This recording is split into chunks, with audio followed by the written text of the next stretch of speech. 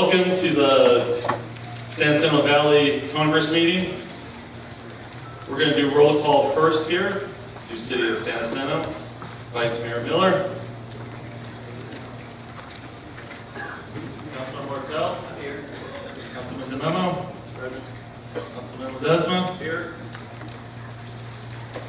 I'll turn it over to Mayor Youssef to do Hemet roll call. I'll go ahead and call to order the Hemet City Council. Councilperson Krupa. Councilperson Smith. Here. Mayor Pro Tem Foreman. Here. Councilmember Epps. And I am here. May I have a motion to excuse Councilmember Epps? Motion. All those in favor? Aye. He's excused. If everybody will please stand, we're going to have Nick Smith give the invocation.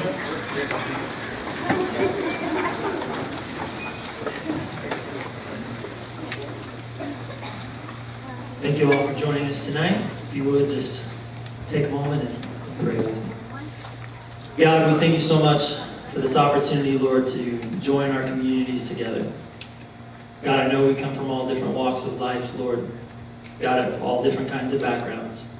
God, we come together, Lord, to make this community a better place, a safer place, Lord, for our families, for our children, for our grandchildren. Lord, we pray that you would just guide this night, Lord, that you would give us wisdom, Lord, that you would just guide our conversation. In Jesus' name, amen.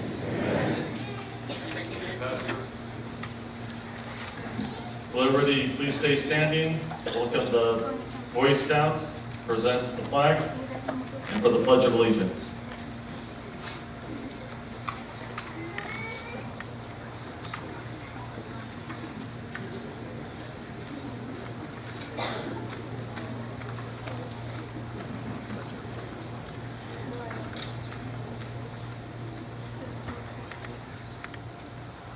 Everyone, screen closed. Please place your right hand over your heart. Those in uniform, please salute.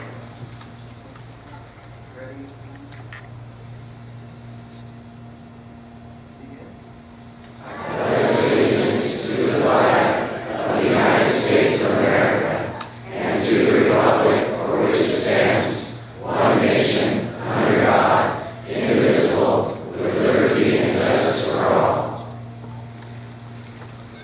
Two. Color guards, post colors.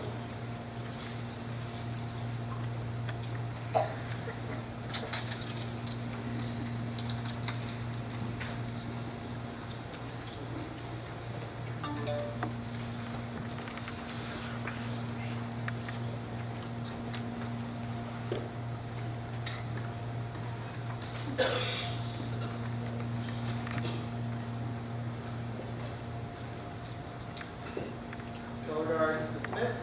Everyone may be seated.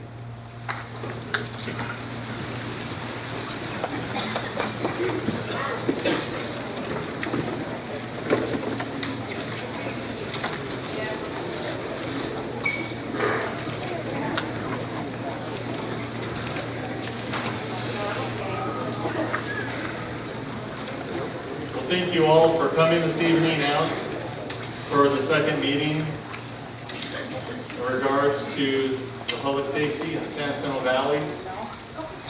It's amazing to see all the energy and participation that's here in the community.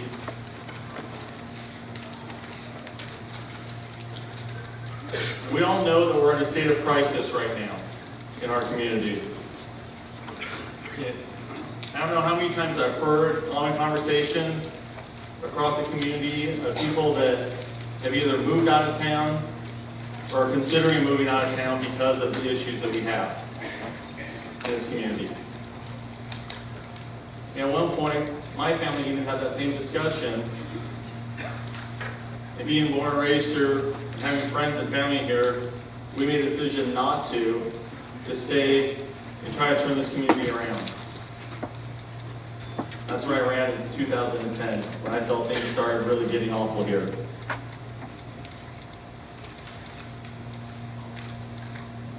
Growing up here, I remember how this community used to be.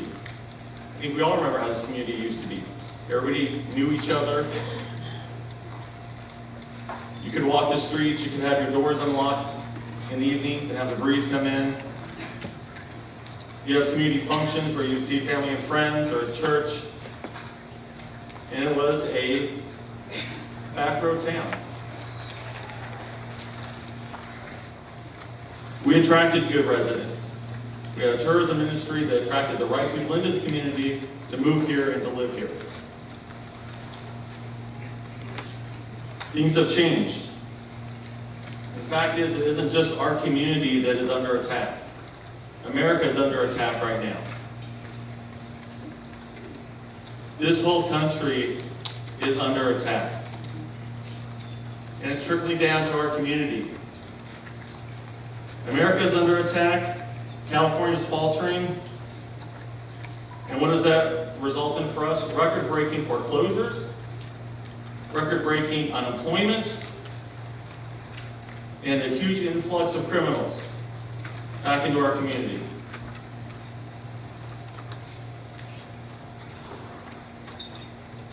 This brings our community to its knees. That's why we're all here today. That's why this started. But this is what makes us who we are. Our moments like these. We've been a sleepy, quiet town. Now it's standing up and saying something. Turning a blind eye, turning a deaf ear to a situation that occurred to a neighbor, somebody at a shopping center. And now we're waking up and getting involved again like we once were. There's a part of this community that has been active and still has those days of history. If you look at the number of service organizations that we have in the community, it's amazing. The numbers of Kiwanis clubs, the numbers of Rotary clubs. The number of groups that help out that are diminishing have been diminishing for years because of the lack of our involvement to participate with them. There's been a part of our community that's been trying to revive and turn this community back around. We almost lost the Ramona Bowl the last few years. We lost the theater. And now our community is starting to wake up and come back and help turn this community back around. But it needs all of our involvement. I read the article, I'm sure most of you read the article about the mother and daughter team at Walmart. Yeah.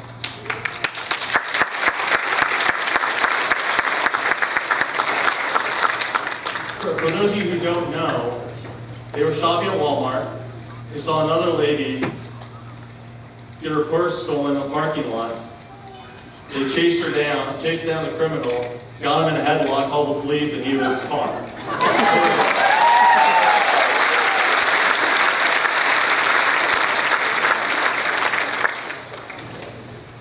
And I know my attorney's here, the city attorney, so we are not condoning taking matters into your own hand. However, we are, that's right. And there's different ways to take matters into your own hand, right? You can call the police. And we've had numerous people over just this last year that I've been tracking that have done that. We had some San Jacinto females leaving San Jacinto High School. Some guy tried to accost them on the way home, walking home. These girls whipped out their cell phone, took a picture of the guy, took a picture of his license plate number.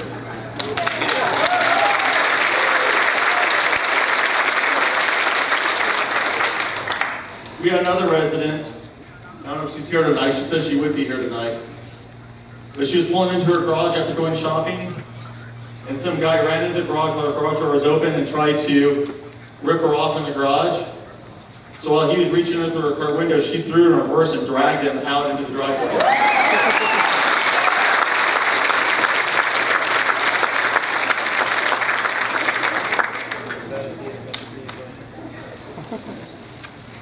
There was another situation at one of our schools in San Jacinto.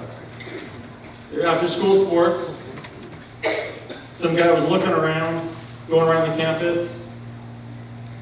He jumped the fence a couple times, jumped back over. So one of the parents kind of got where the guy could see him, so the guy took off. And he followed him. He followed him at a safe distance and followed the guy, probably a block distance, so but followed him to where he knew where this guy lived, called the police went there. He was a sexual offender.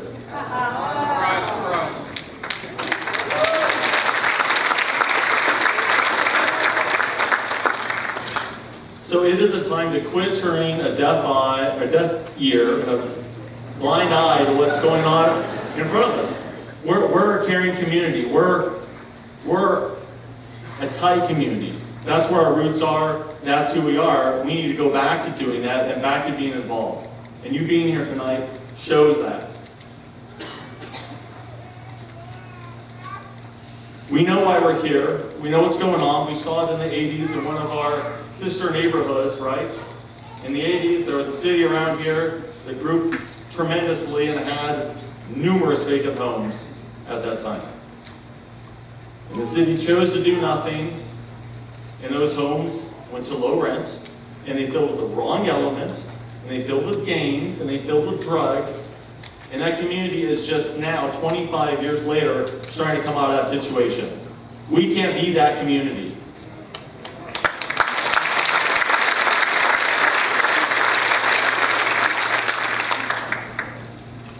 There was another community, though, in the 80s that went a different direction. That was proactive, and even though times were tough financially, they came together as a community. They started planning for the future because they knew that growth would emerge again, and when it emerged, it would be in their area. And when they did that, they pulled way out ahead of the other cities around here, and they've been a success story for the last 25 years in this region. So we're here tonight to talk about public safety. We have numerous experts here tonight to talk about that. We need to clean up our neighborhoods. We need to come together as a community to start attracting the right people back into this community, just like we're forcing the wrong people out of this community at the same time. And we need to plan for tomorrow, because we will be out of this recession, and we will be in an emerging market in a high-growth area when that happens again, nationally and in Riverside County. So it's time for us to come together and to unite. You're here to be heard and to make a difference. Just a little housekeeping rules. Rules are going to be the same as they were over in heaven, so we're going to make it easy for everyone to remember. No cell phones. Turn your cell phones off. They're not off. The public safety officers will find you. We have time limits of 2 minutes. However, we're going to give everybody a few minutes to get together, to choose one person so the same message isn't repeated over and over again. And if you have one person, you can also give them your 2 minutes. But you need to let us know that you're giving that person your time to talk tonight. We have a short presentation, a short video to play that My Valley put together, much like last week, an updated one here that we'll show before we do that. And we have a list of different speakers tonight. Now, a lot of people said that we don't need to rehear again about different topics. So as I go down the list of different topics and different speakers, I'll bring up, if we don't need to hear again about Section 8, we won't hear again about Section 8, okay?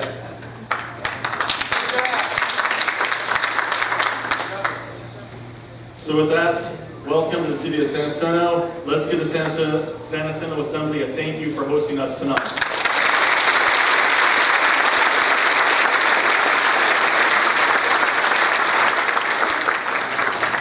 And with that, please enjoy the video. Among the video ending, I'll give everybody about 10 minutes, and then we'll reconvene the meeting. Thank you.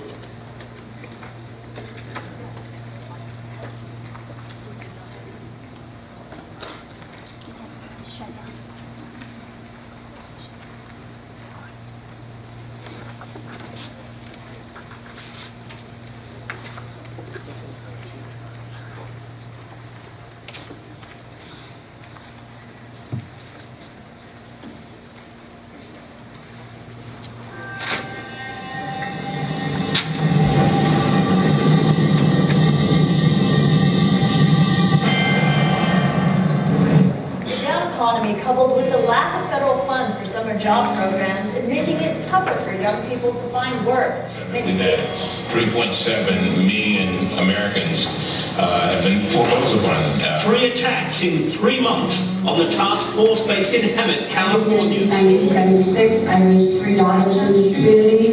Within the last 2 years, my house has been broken into, trashed, and robbed. I have the neighbors from hell living alongside of me that I did not sleep at night for probably 4 years. Our neighbors banded together on my street.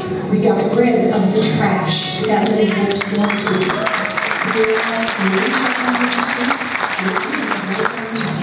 It can be done. I am encouraged that you all are here, but you know something? It's scarier than hell to go up against some of these people, but together we can do it. I'm sick and tired of it. Am I speaking for most people in here? I was supposed to go to work, drive home, close the door, and put our kids to bed and go to sleep. You know, the can has been kicked down the road. You know what was the label on the can? Was tolerance. We tolerate everything. I see what's coming into the valley. You're talking hookers and shopping carts go down Florida Avenue. The council will just work and address these issues, but intolerance has got to be the key word. I love this community. I die for this community. But you know what? Kumbaya doesn't pay my mortgage. I'm not a speaker, I'm not a politician. I'm one of the ones out scrubbing the graffiti. I want to see more, and you'll never see me in here complaining again. You'll see me up here laughing for you. One common denominator that unites us all here tonight is we simply want our valley back. I love this valley. I've got 5 kids, 12 grandkids. I've been in business 46 years in this valley. Organizations such as the Kiwanis, the Action Group, the Rotaries, the Exchange Club, the Lions, Habitat for Humanity, United Way, the Community Pantry, Ramona Bowl, the Heritage Foundation, Saboka Band of Los Sueño Indians, the City Life Youth Center, the Interfaith Council, Valley Rocks, Diamond Valley Arts Council, Valley-wide Recreation, Neighborhood Watch Programs, the Hemet Art Association, and countless others are all working hard to better our community and need your support. Eat local, shop local, entertain local, get involved, join hands, share your voice and your talents. Bring back our community. It all starts with you.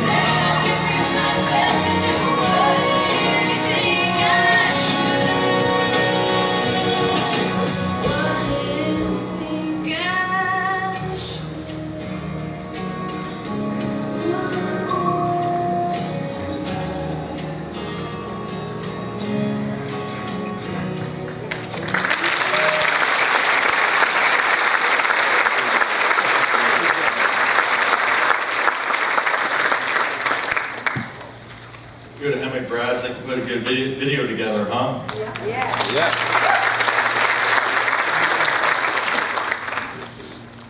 So we're gonna give you about 10 minutes now to get together. If you haven't already focused who your leader is that will speak for your issues and your comments, we'll be back in 10 minutes and we'll take it from there with the presentations and the public comments. Thank you.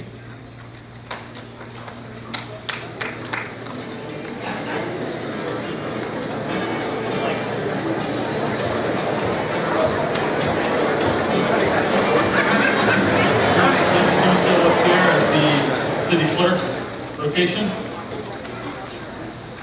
Sorry, I didn't introduce myself earlier. I'm Andrew Pontiac. I'm the mayor of San Jacinto. Apologize for that. My cards are at the back table at the entrance as well. Those are back there. If any of you do want to get a hold of me, my email and contact information is on there as well. So we're going to have a couple presentations by the cities and by the county of Riverside. Our goal here is to go to public comments in a little bit less than an hour. I know. And our goal will be to be out of here close to 9 we can push it maybe 9:30 here with the comments. So I first would like to turn it over to the presentation for the City of San Jacinto. And I believe, are we going to have the, Mike, are you going to present this? Okay, we have our Assistant City Manager, Mike Emberton, for the presentation. Thank you, Mike.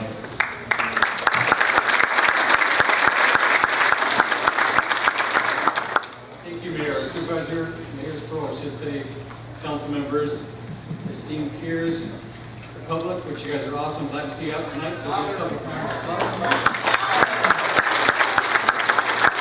I just want to say a couple things before I get started. Number one, who wants to hear a short speech? Qualify that. Number two, just want to say that I did have an opportunity to actually attend the last meeting. I was impressed with the enthusiasm, the care, and I think we're going to see shortly the will to change the valley. So thanks for being here, and we look forward to hearing you. With that said, I'll go ahead and start into our City of San Jacinto accomplishments, and I'd like to call up Captain Scott.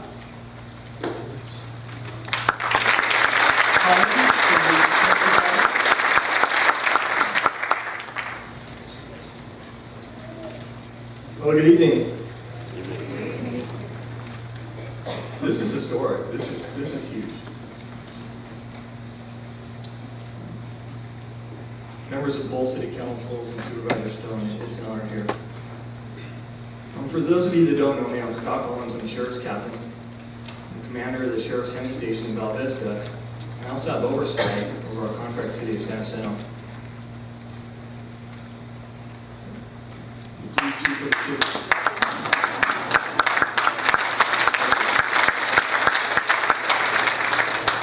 The police chief for the city of San Jacinto.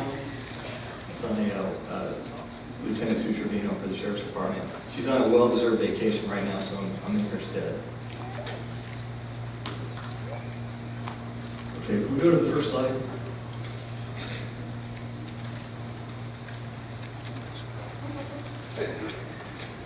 Okay. What I wanted to do is briefly share with you a 5-year crime stats for the city of San Jacinto.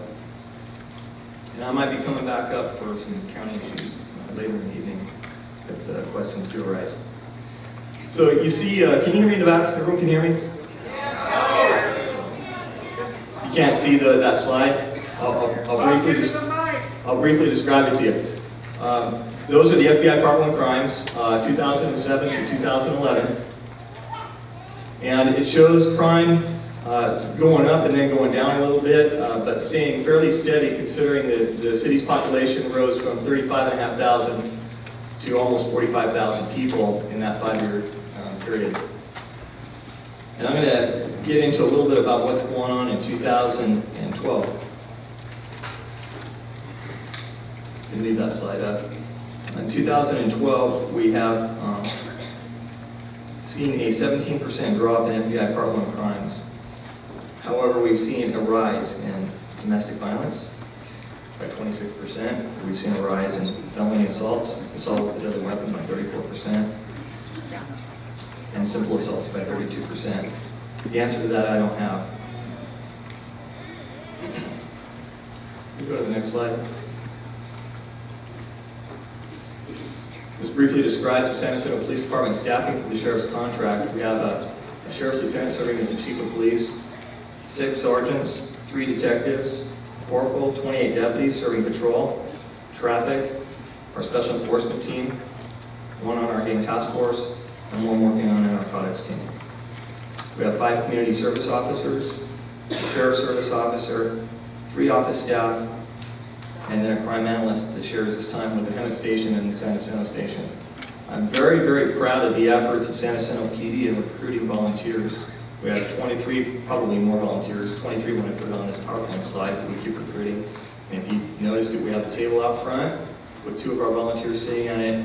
Anyone that's interested in getting involved with the San Jacinto Police Department and our crime prevention efforts, we have a whole host of jobs that those volunteers do. And those 2 ladies out front table will be happy to talk to you. We also have 15 police explorers, and we're very proud of our police explorer program. Police explorer program is for those kids aged 14 to 20 years old.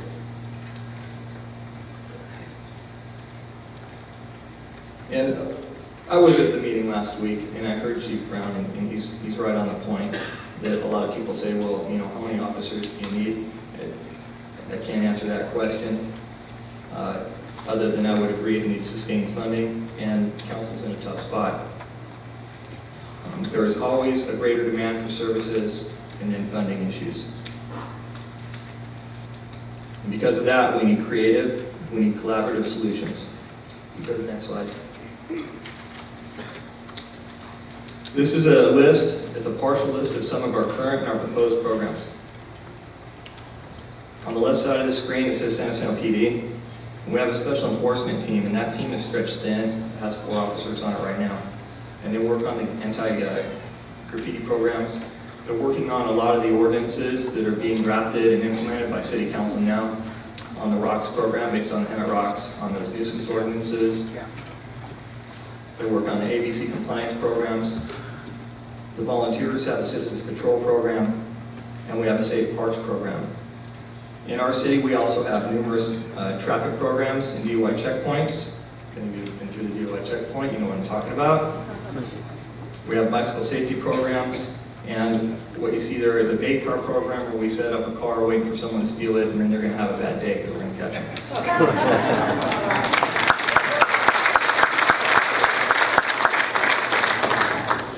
We also have crime prevention programs that include business crime prevention. And in my opinion, business crime prevention is part of the economic development engine for this city. Businesses need to relocate here knowing that they're going to be safe, knowing that their employees are going to be safe, and we work extra hard at that. On a regional collaborative effort, the Gang Task Force is what I listed first, and the Gang Task Force is really the model for regional collaborative policing, because in this area, in this valley, we have a very successful Gang Task Force that has a participation in by Emmett Police Department. They actually house it, have a supervisor, the San Jacinto Police Department, the Sheriff's Department, the Probation Department, and even the Highway Patrol has an officer on that team. And they go out and they do their job. They're very, very good at it. We have a SAFE team, sexual assault felony enforcement, that does sweeps. We go to registered sex offenders' houses to make sure that they're staying in compliance with all the rules and regulations and all the laws. If they're not, they go to jail. We're planning some warrant sweeps, some parole and probation sweeps. I've been talking with Chief Brown over at Emmett PD, and we have some stuff coming up in the very next few weeks. And lastly, we have narcotics enforcement.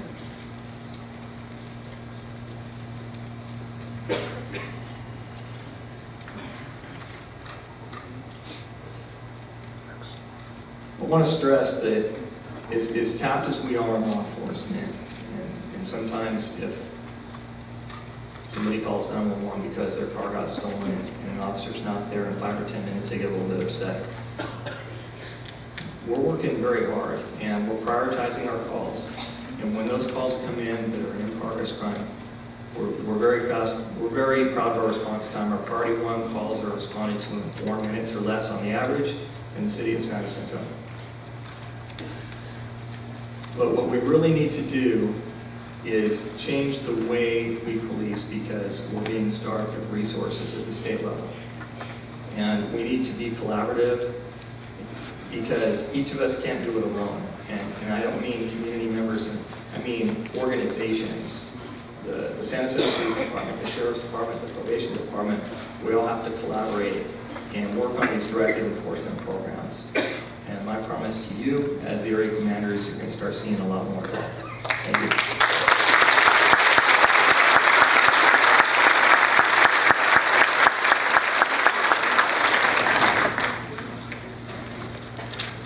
Thank you, Scott. Very much. I appreciate that. Okay, if we can go on to the next slide, please. We'll talk about our city efforts.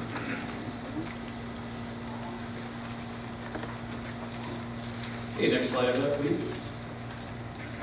Okay, talk about updating ordinances. Most of you are aware that Emmett's had this great program called ROCKS. You've heard about it somewhere. But needless to say, we participated at the last meeting, and in doing so, we had a chance to compare our ordinances versus the city of Emmett's ordinance. And the premise is to make sure that whatever ordinances are being passed in the city of Hemet can be passed in the city of San Jacinto, so we make sure the folks, as they get driven from one city because they're not behaving, might come to our city, for example, and we don't want that to happen. So I'm pleased to say, if you look at the list up on the screen there, we've addressed all those in conjunction with the city of Hemet at one time or another. We recently passed one last night, so I'm proud to say, and pleased to say, we continue in that relationship and we'll actually move forward. There's a number of other issues that we need to address, obviously, that's why you guys are here tonight, but we look forward to doing that in conjunction with the city of Hemet. Okay, next slide, please. Okay, code enforcement. Code enforcement is really responsible for a lot of the visual and also appearance issues of the city. And currently we have 3 code enforcement officers, and we're in the process of recruiting a 4th one. And the 4th one will be better used to patrol during the weekends. And sometimes you'll see it on occasion. There's some illegal sales going on our street corners and whatnot. Various products, fruits, vegetables, things like that. I've seen a number of things, actually, flowers. But code enforcement on the week will help us be the eyes and ears also for some illegal expansions of particular businesses, or if there's homeowners that are doing things they shouldn't be doing, we'll have the eyes and ears out there at the front line and have the ability to cite them for doing something they shouldn't be doing. Okay, next slide, please.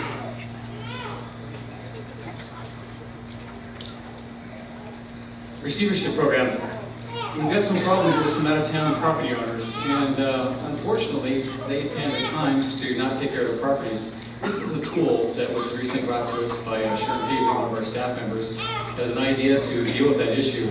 And basically what you can do on that issue is we can, through code enforcement efforts, cite the property.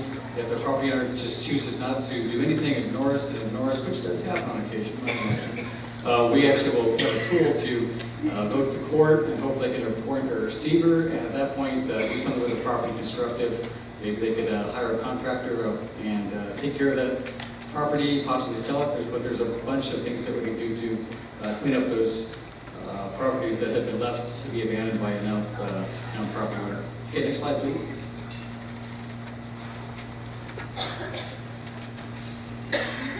Okay, elimination of blighted conditions. You may recognize that right next to City Hall, there was an older building, an older structure, and we acquired that and have slowly but surely been tearing that down. So we're proud to say that thing's down now, and we're just doing the cleanup process right now. But the intent was to take a blighted property, knock it down, and let's make some room for something constructive and something appealing that we all appreciate. There's also been another property that we purchased recently and took that down. And lastly, some of you are probably familiar with the name Coons, but there's a property that's out on State Street. We're going through the process right now, assessing what we need to do to take that down as well. So we'll continue on that progress of tearing down those blighted properties.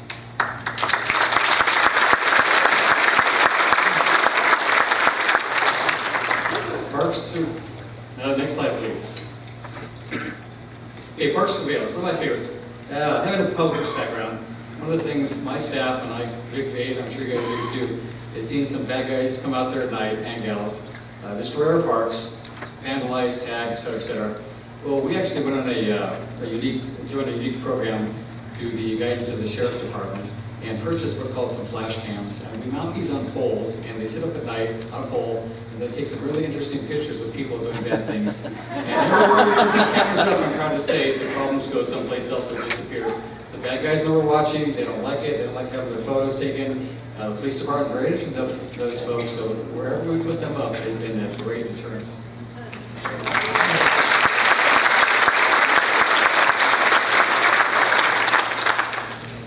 And I'm also proud to say, thanks to the efforts of some of my staff, Barry Wilcox in the audience tonight, he was very instrumental in helping us purchase some LED light fixtures to put in some of the parks. And probably most of you are aware, and we'll talk about this a little bit later, about some of the dimly lit parks. The history of parks has been they've been closed at night, and that's always been our intent, but we also recognize that the parks are not lit, the bad guys tend to come out and hang out. So we're putting in some high-intensity LED units. They're energy savers, but they're super bright. The neat thing about them is they have what's called full spectrum lighting, so it lights up and you can see colors at night. So if you're used to seeing your car at night, it looks a little dull orange, it's going to change because you're going to see it's bright red or it's green or whatever those colors might be. So proud to say those things are going up, and we've also got plans to do more in the future.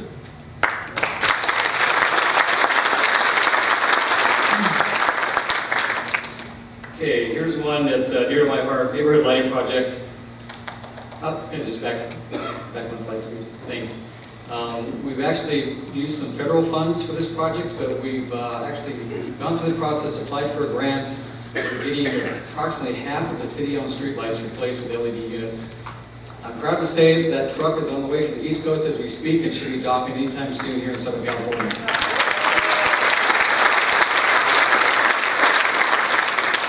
In the next couple of months, you're going to see that orangey glow that probably invaded your neighborhood for all those years is going to change to, again, that full spectrum white lighting. It's going to take a little bit to get used to, but you know what, the bad guys hate it. And I'm proud to say that we're going to put those things up and change the feel of the neighborhood.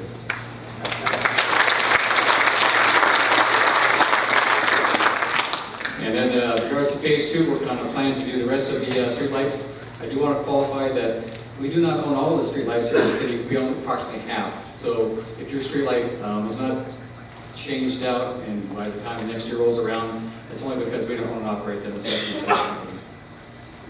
Okay, next slide, please. Graffiti efforts.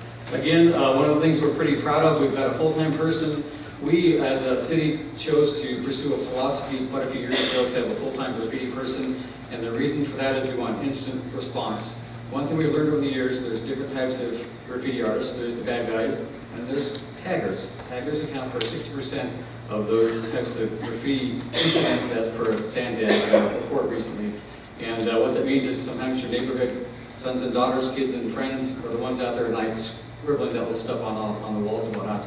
Our intent to have 24-hour responses. We've learned a long time ago that if you can knock it down as quickly as they put it up, they get discouraged and go someplace else.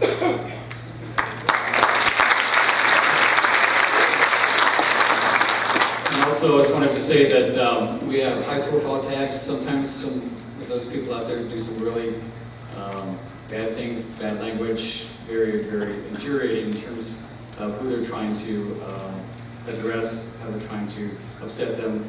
Whenever that happens, give us a call at Public Works because we're going to take care of that right away.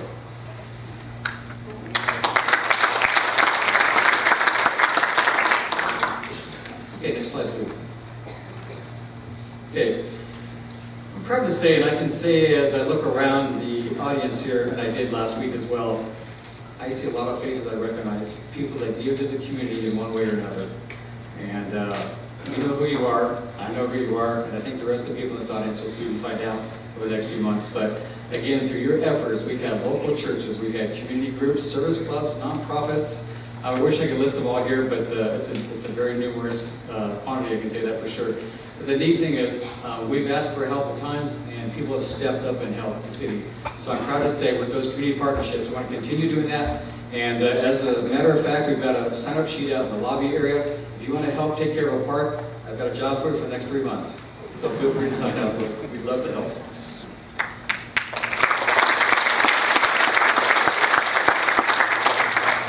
Okay, next slide, please.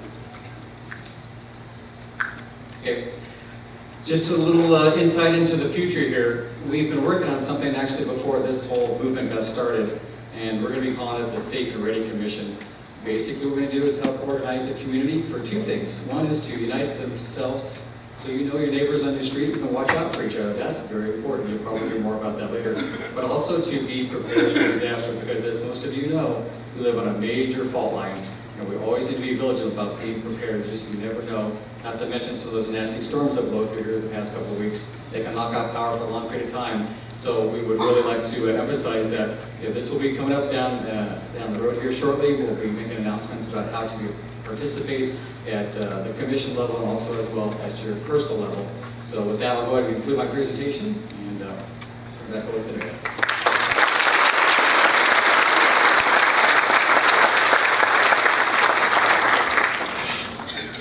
Thank you, Mike. Before we go on to the next presentation by Sydney Hammett, I do want to make an announcement too that there has been a movement to start neighborhood watches in the community, kind of that grassroots movement just to watch out for your own neighborhoods, get to know your own neighbors as well. There was a nice young lady taking signatures, and I think she has about 150 so far from this meeting out front. She'll be up here again after the meeting. If you want to come up and meet in front of the podium here after the meeting, she'll also take information from there. Both cities will be able to give you information on how you start that in your own neighborhood as well. So just another way to be involved.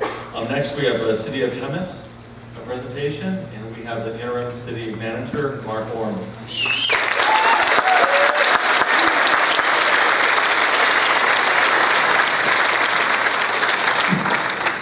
That's one thing that I certainly don't expect is an applause of a government official up here, so thank you. I actually really do appreciate that. You know, we really are working hard and moving things forward as slow as it can be at times. Thank you for your patience, because it's only because of you that we're going to make this work even faster. So what I'd like to do is not belabor this. I'm going to have our chief, Chief Dave Brown, come on up. He's going to say a few words.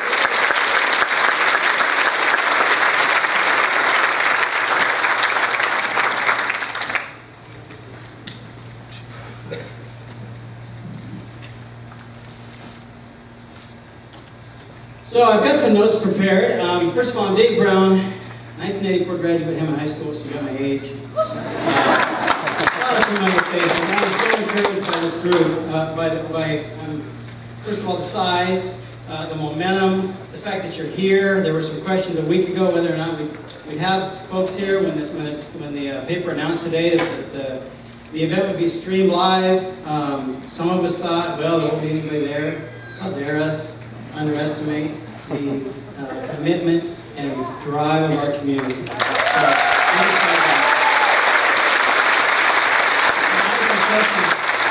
have some questions to make. I'm a Facebooker. And I didn't intend to come up and tell you that, but I was thinking about it sitting there. I made a commitment last week, totally off the cuff, unprepared, not rehearsed. And I got a lot of awkward looks from my staff and some of my council members when I did it.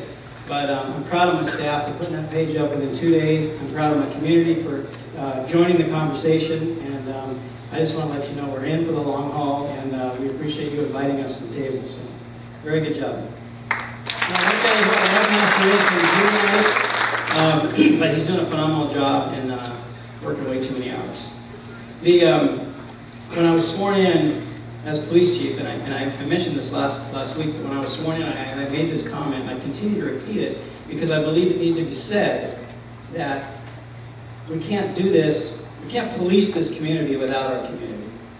And I didn't realize I didn't know what I was talking about until last Tuesday night, until tonight, when it became completely, vividly aware to me and our police staff what that means to police with your community.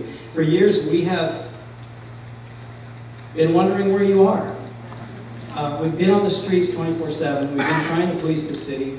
The 9 men and 1 woman up here have committed huge parts of their lives to serving you in a leadership role. And we've kind of been wondering, where's our community? And you've come alive overnight. It's inspiring to us.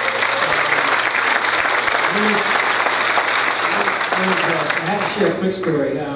Walking through the hall at the police department the other day, one of the officers who's been here a while said, "Chief, what's going on out there?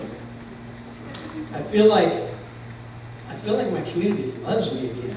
And he said, they're waving at me with all 5 fingers now. It's a true story. He said, somebody, unbeknownst to me, bought me dinner the other night at Chipotle. So, I mean, those kinds of things, I can't tell you what it does for the heart and soul of a deputy, of a police officer, of a code enforcement officer, of a DA investigator working in this valley, of a probation officer. And so, I'm going to help us toward the goal of getting to you quickly. I'm not going to show you PowerPoint slides. I just want to come up and speak to you from the heart about some of the things that are in play within the past 7 days. Supervisor Jeff Stone asked my mayor and the mayor of San Jacinto to join him with Captain Collins and myself. And he challenged us to find a project. Matt Miner came up here and said the same thing a couple of days after the supervisor challenged us and after our mayors challenged us as law enforcement officials to find one thing to do.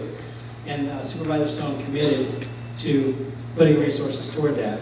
And what I'm impressed about is the 2 mayors and the county supervisor turned to their law enforcement professionals and said, "You tell me what needs to be done and we will help you get there."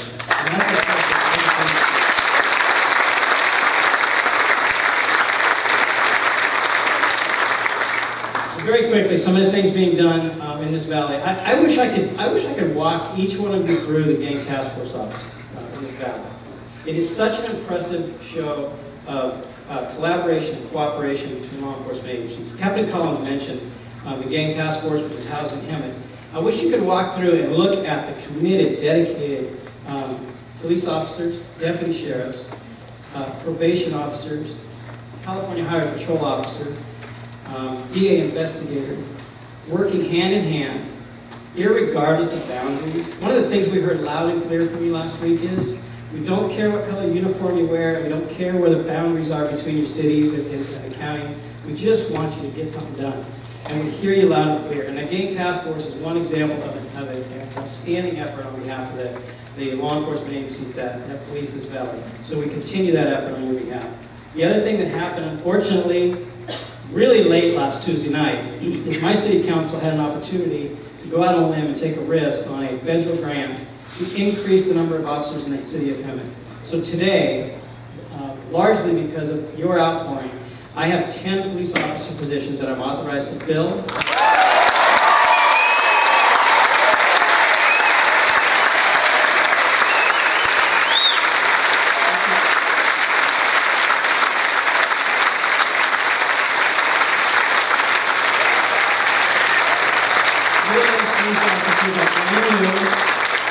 We're bring our staffing up by 3, but this council has in a very, very difficult economy, authorized our department to increase our staffing by 3 and to fill the entire current void of 10 police officers. So we're very excited about that. And we look forward to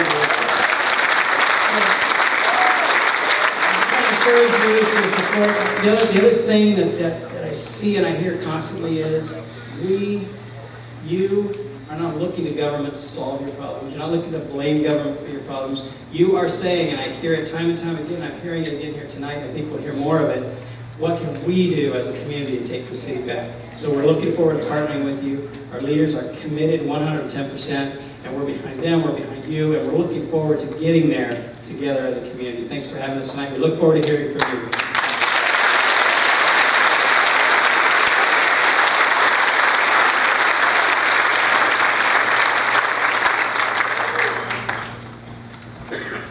Thank you, Chief Brown. Too bad he's not playing trumpet up here. He plays a mean trumpet too. Mark? How many of you were here last Tuesday? Do you want to hear me again? I was hoping you all would say no! Thank you. Here's what I'm going to do is I know that it's quite an interesting time. Mark Gorham, interim city manager. One of the things I constantly hear is we've heard enough from you. Let us help you. And what I'd like to do is just make it as short and sweet as possible. Thank you, Frankie, by the way, for being back there. Could you pass this forward to the very last slide online? It's just the Rocks logo. How many of you have heard of Hemet Rocks? There it is right there. That is the hallmark of where this city needs to go. That is the hallmark of where this valley needs to be. As I was sitting out there, not only last Tuesday, but also today, I think about what are these people thinking? What are they doing here? Why are they taking time out of their evening? And it's because of this type of program that makes people come out to say, how can I help you? You're looking to clean up, get rid of the blight. One of the things that I did is I said, what's the best word to describe blight? And I said, the best answer to that is obliterate it. Because you don't want to define it, you don't want to see it, you want to get it out of our community. So thank you for being here. We've got about half of our ordinances for Hemet Rocks already done. Our city council stepped up to the plate, hit the ball out of the ballpark. We've got about half more to go. If you guys have some input to give on that, every month we're having a Hemet Rocks committee meeting. I know you guys want more. We may have to do that. But our next meeting is this Thursday at the library. We welcome you. We are going to deal with every issue that you call blight in this community, and we are looking forward to working with you hand in hand. I didn't even really feel like coming up here after the chief because, you know what, as a city manager, here's my job, to make those guys that do the job so well do their job and get out of their way. And that's what I'm going to do right now, so have fun tonight.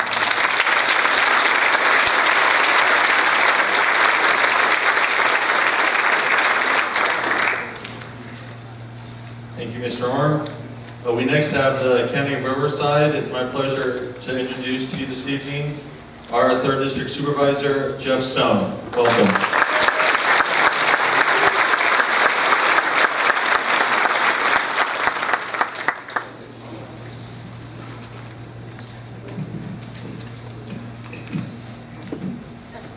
I think I've got it. Good evening, everyone. I'm very honored to be here tonight, and we have brought our cadre of county officials to be here tonight. And I'd like to just quickly let you know who they are. We have from the Sheriff's Department, our Chief Deputy Mitch Alm is here tonight. Our Chief Deputy Ray Gregory. If you hold your applause until we will save some time. Captain Scott Collins, who you've heard before, that's doing just an outstanding job in the city of San Jacinto and the county of Riverside. We have from our probation department our Assistant Chief Mark Hake, our Deputy Chief Bryce Holstrom. From our District Attorney's Office, Craig Date, Assistant District Attorney. Department of Public Social Services, Susan Lowe is here tonight. Our Mental Health Director, Jerry Weinberg, is here tonight. Steve Steinberg, Assistant Director. From our Economic Development Agency, Lisa Brandel, Managing Director. Felicia Flournoy, Assistant Director, Workforce Development. Heidi Marshall, Assistant Director, Housing Authority. Tom Freeman, Commissioner of Foreign Trade. Transportation and Land Management Agency, formerly the Transportation Director of the City of Hemet, formerly the Transportation Director for the County of Riverside, and now the Director of Transportation and Land Management, Juan Perez, is here tonight. I wanted to have members of my staff here tonight, Vern Lauritsen, Chief of Staff, Olivia Barnes, Legislative Assistant, Corinne Daly, Ron Roberts, Rose Esparza, Opal Helwig, Robin Reed, and Valerie Chase. And we are 18,000 employees in the county that work very hard to deliver services under very challenging circumstances. I do have some prepared remarks tonight, but before I do that, I wanted to share with you what the county's presence is in this valley. Share with you the services that we are mandated by the state to provide, and show you how you compare with those services to other areas of the county. You'll see that the county provides state-mandated services at the local level, which includes CalWorks. That's getting people that are out of work back to work. Adult and child protective services, drug and alcohol abuse services, CalFresh, commonly known as food stamps, foster care, in-supportive services, in-home supportive services, Medi-Cal care services, public health, women, infants, and children, commonly known as WIC, social services, mental health, housing authority, workforce development, share, intervention, prevention, probation, and I'll take these individually. Starting with the social services, the county is required to provide services where the need is the greatest. I think you'll all agree with me that the recession has hit the Hemet-San Jacinto area very hard. It has one of the highest unemployment rates anywhere in the county. And we have seen an increase in the caseload for the CalWorks and the CalFresh program. The median income of the valley is lower than countywide income. Consequently, the need for mandated services is greater than countywide. Many clients are working, as you'll see with some statistics, but aren't earning enough and therefore still qualify for some assistance. If we look at the caseload in Riverside County by districts, as you know, the county is divided into 5 districts. I represent the 3rd district. Before I get to this, you'll remember that we had our census in 2010. And it was the desires of the business community, the city councils of Hemet and San Jacinto that said, we are one valley. And when you redraw your district boundaries, we hope that you will keep us as one valley.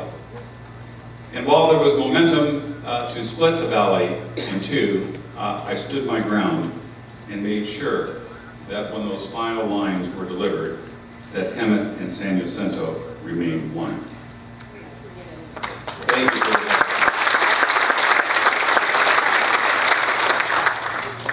If you look at our CalWorks program, that is getting people that are out of work, retrofitted, and back to work, we saw 5,571 people.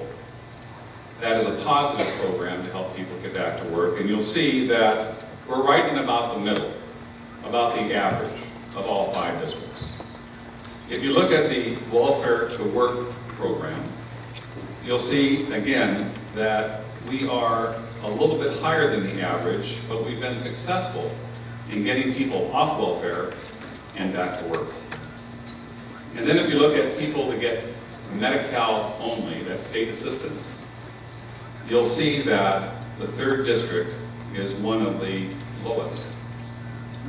If you look at food stamps, CalFresh, you'll see that the 3rd district is right at about the mean, the 5th district in the Paris area being the highest, and the 2nd district, which is in downtown Riverside, the lowest, but they also have the smallest unincorporated population of all 5 districts.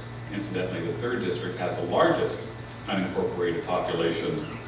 Those are my constituents as well.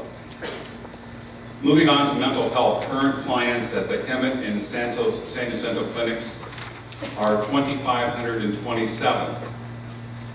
86%, or 2,180 clients, live in the Valley area.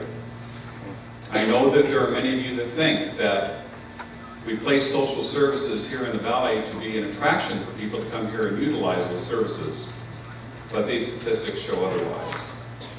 29%, 305 clients are on the older adult program in mental health, and 435 clients are children. Housing Authority.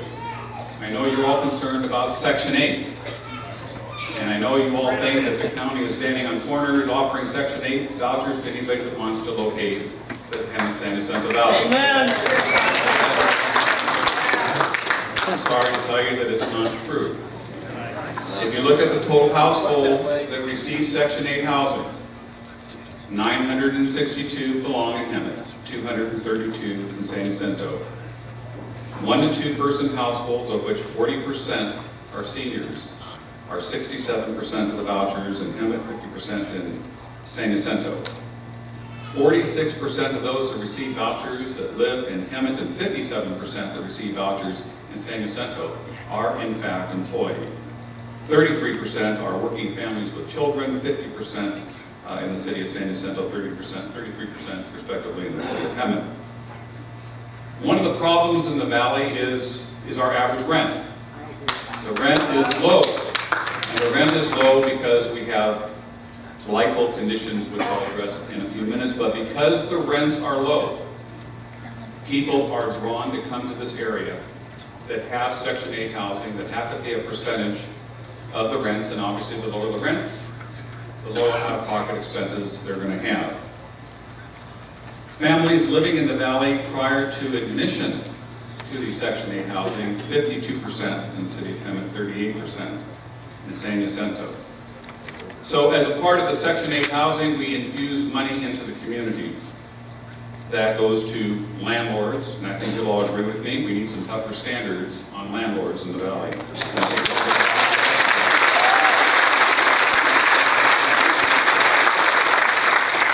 $9.7 million is infused in Hemet, and $2 million is infused in San Jacinto. I want you to know that there has not been one single Section 8 voucher given to anyone in the San Jacinto Valley in the past 12 months. Only 11 veterans have received a Section 8 voucher. There are only a finite number of vouchers that we distribute countywide, and frankly, there is overwhelming need and not enough vouchers to satisfy the needs of a county of 2.3 million people. If you look at the Section 8 vouchers issued by district, you'll see that the 3rd district receives 20%. I represent 20% of the county, so that's right on target. And we are right again, pretty close to the mean in the rest of the county. Our workforce development operations here in the Valley, I think, have been very successful. We recently did a rehabilitation on the former Smart and Final building in Hemet, and we have training classes, we have people looking for jobs, they can use computers, it's free services. We do job training there. We had 737 new customers that received individualized assessments, job search assistance, and career counseling services. We teach people how to go and do an interview. People that have lost their jobs because of technology that need to be retrofitted for other types of jobs are given job training. We've had 12,840 new and returning customers that receive staff services, 133 job seekers receiving training, 400 youth received education and workforce development services, and these efforts have secured employment for many of the citizens of this valley that otherwise remain on the unemployment rolls. We have great partnerships, as you've heard from the cities, with our gang force, which is regional, the county sheriff, the district attorney. We all do these sweeps. We all try to abate graffiti and limit the growth of gangs and violence in the community. We have a partnership with the district attorney called the Youth Accountability Team, and that is a team that goes out to try to help high-risk youth from getting into gangs and getting themselves in trouble. In 2011, we had 52 people in Hemet, kids, that we successfully intervened, and we had a 77% completion rate in keeping them out of trouble, and 35 kids in San Jacinto, a 71% successful completion rate. I wish we had the financial resources to reach more of our kids that are at risk in these very challenging times.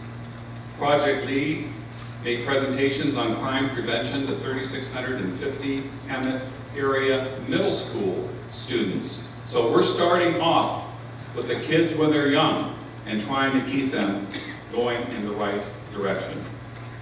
Let's look at some crime trends. The Hemet station for the unincorporated area, FBI Part 1 crimes are up 5.4% in 2012. They were up 24% in 2011. Violent crime is up 3%. It was up 78% in 2011. So we're making some inroads. Property crimes are up 6%. They were up 21% in 2011. And 2012 year-to-date compared to 2011, domestic violence is up 12.8%. Simple assaults up 11.1%. Burglaries up 24%.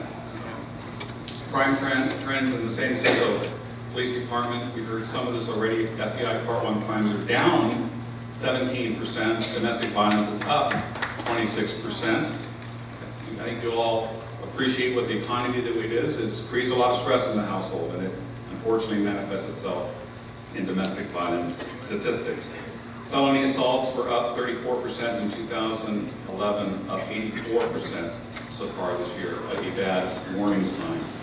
2012 year-to-date compared to 2011, simple assaults, 242, which is up 32%. So why, my friends, are we seeing these escalations in crime?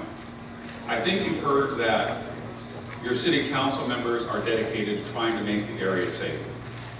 But I hate to say, and I don't want to point fingers anywhere else because we all share some blame, but we have not been getting well served by the federal government that filed a lawsuit against the state of California and said we need to get rid of 50,000 prisoners out of the state penitentiaries and send them down to the counties in something called realignment.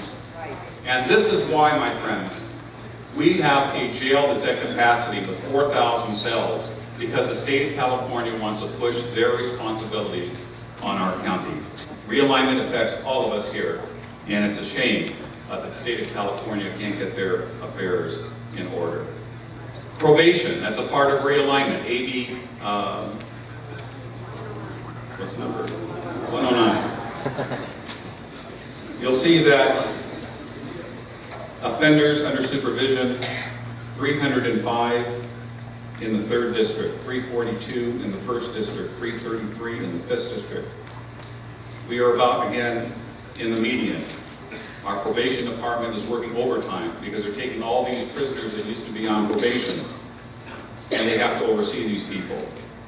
Offenders released due to realignment of AB 109. Because our jails are completely congested, for every prisoner that goes in, one by law has to come out. 204 in the city of Riverside, 159 coming to Hemet. It's high.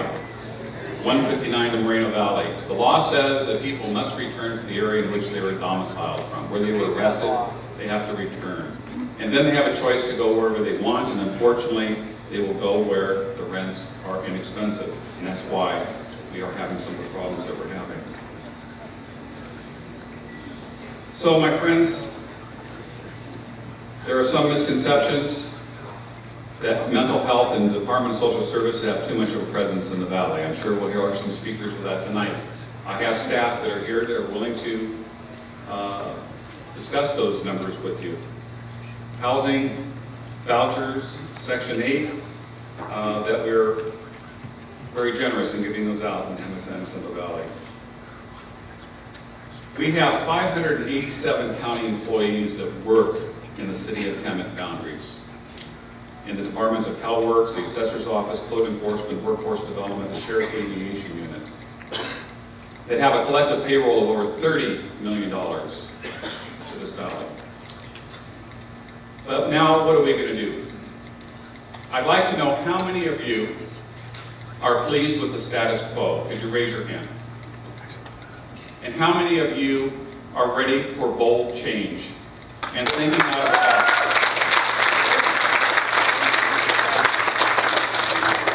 This valley has had a long history of contention, animosity, competition, and discord between two cities.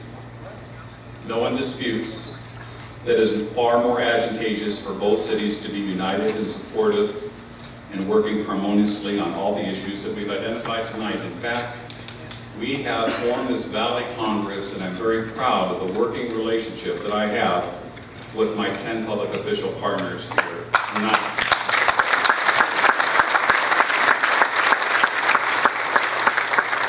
With the recent incidents of crime, and as a result of the community meeting last week, it is clear that the community is asking its leaders for serious change and direction. You've heard tonight that there are several undesirable factors that hinder a city's ability to enhance the quality of life of its citizens. We've heard about median income, we've heard about education, we've heard about foreclosures, we've heard about low rent levels, we've heard about blight, we've heard about crime, we've heard about code compliance. If you are at the point where business as usual is no longer acceptable, and that's why we are here tonight, then perhaps it's time to take a hard look at some serious changes. And I know that tonight, with your questions, that we will be addressing some serious changes that need to be done. I will make some concluding remarks before we go to questions and answers. And some of the people in this room tonight may be uncomfortable with what I'm about to say. But I was not elected to secure everyone's comfort. I was elected to do a job, and that job is to act in the best interest of all my constituents, with no favoritism shown to any constituent or the needs of another, and at times challenging people with opposing viewpoints. I've been blessed by this community who have embraced me now over the past 8 years, a relationship I hope becomes closer in my final 4 years on the Board of Supervisors, and an experience I will remember for the rest of my life. I campaigned with 2 primary goals in the last election, and the most important of which is to work closely and diligently, partnering with the 2 cities with resources and assets to attack crime and blight in the valley and restore a safe community that this area once was. To better facilitate this goal, I moved my Hemet office that was in Val Vista on the eastern side of the city to the new Hemet Service Center to be central to the many issues that we all face here tonight. As a result, I will have a stronger presence in the valley and working with my colleagues in this new location. week, nearly 1,000 of you, brave and angry constituents of this valley, exercised your constitutional rights and appeared before us, as you do tonight, in what could have been last week a very hostile meeting. And I want to applaud you, our constituents, that you came here with a clear message that frankly, the public safety needs of this community are not being met to our satisfaction. That's not to say we're not putting out a good effort, but I think you'll all agree we have to do more. Instead of being adversarial in this meeting, our valued constituents chose to civilly encourage the councils to listen to their concerns, and the constituents pledged to be a part of a solution, which is extremely admirable. This is how democracy is intended to work and has served our country well over the past 236 years. I have become familiar with Hemet since 1976. For those of you that don't know this, my mother had a business here in 1976. She was a travel agent. My sister Lori graduated from Hemet High School. So I knew the beautiful community that Hemet has been in the past and the beautiful community that Hemet can be in the future with all of our help. We have to make some changes. We have to stop this low land values that was created by the housing boom, which caused real estate values to escalate to unrealistic levels. We have to put our resources together and have comprehensive code enforcement. No more boarded up homes. We've got to get squatters out of these homes.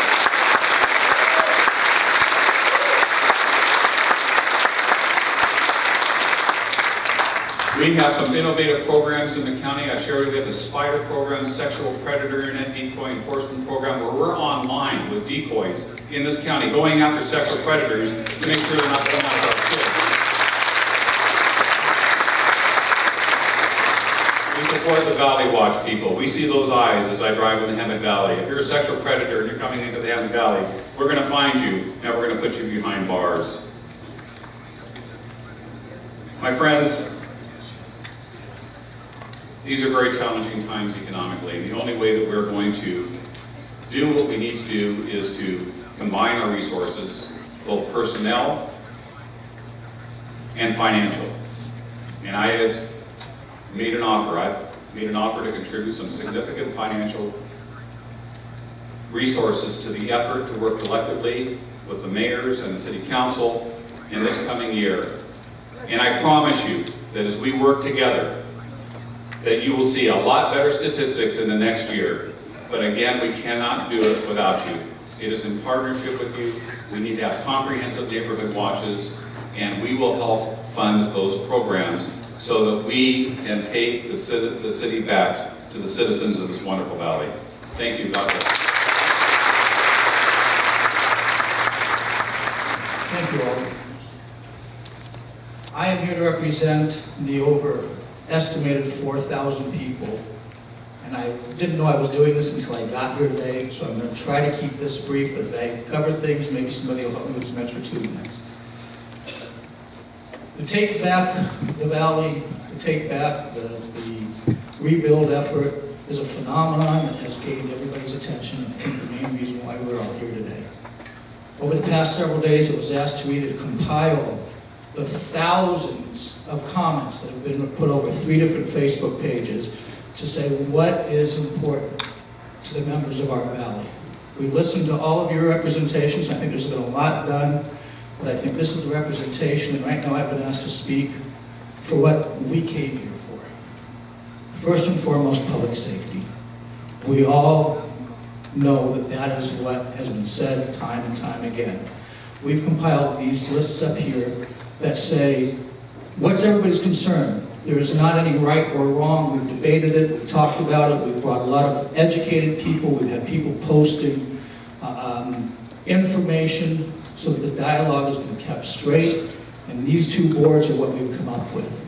And I can't read. We've talked everything from realigning our tax dollars where it is, to possibly new increases, and everything from possibly combining our police forces, combining our resources, even down to combining as one city. We're not saying there's any solution. We're trying to put out solutions that you as a group, can look at and find out what is the best solution. We've asked that we enact tougher laws, the ROCKS campaign, things like that. We're trying to discourage the predators, a lot of things you've already talked about. I won't go on and continue to repeat the efforts you are, but these are things that are important to us. Okay. There's a lot more, and I'm hoping somebody else volunteer their 2 minutes, because there's a lot more that we have to say. Light graffiti, the improved and effective law enforcement, how we can create city revenues, what the things that we can do, and the quality of life issues have all been posted out here. There's also a list of things that what we as a group have undertaken on what we can do to volunteer and what we are willing to do and how to do it. One last thing we want to say, thank you, Megan Torres. This is a before and after. This is one house.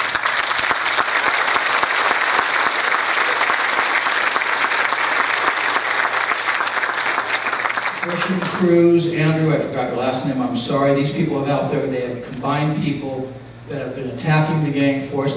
They've seen what we're doing, they're already fighting back. This is what we can do, one house at a time.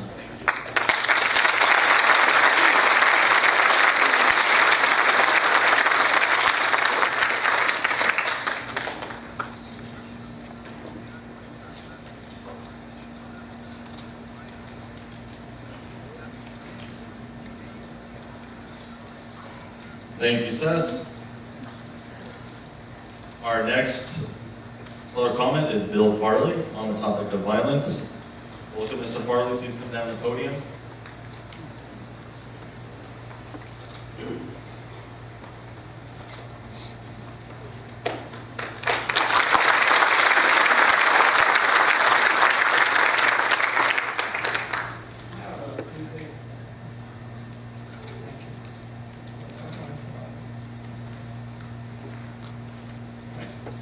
My wife and I just moved back to Hammond after being back in Tennessee for 7 years.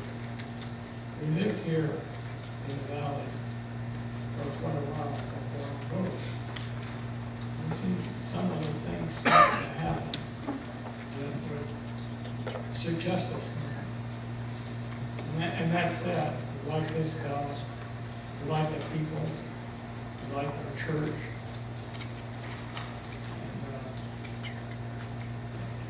It's a shame what has happened here. As an outsider, you can really see it. I served in an aid.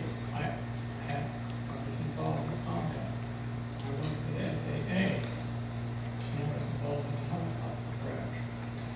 But never did I expect, while walking my job, I was hit in the head and kicked a number of times. I was down on the ground here in Hammond in a so-called secure environment. Where the police can't be everybody. Something has to be developed to help us folks that are alone. Now, in addition to that, we have ambulances to pay for. Hospital ER room, X-ray, MRI. And the taxpayers get stuck with the fire department, having to respond to this, the police investigation. The police officers are all very professional. I want to thank them. I want to thank them for all the help that they got. And I want to thank this Vicky Goldman for starting this thing out.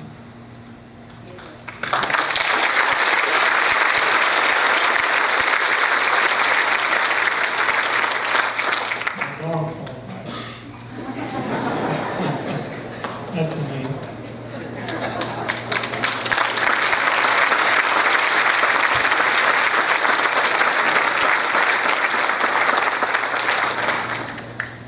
Our next comment comes from David Christian, and the subject is taxes for more police. Please come down, David.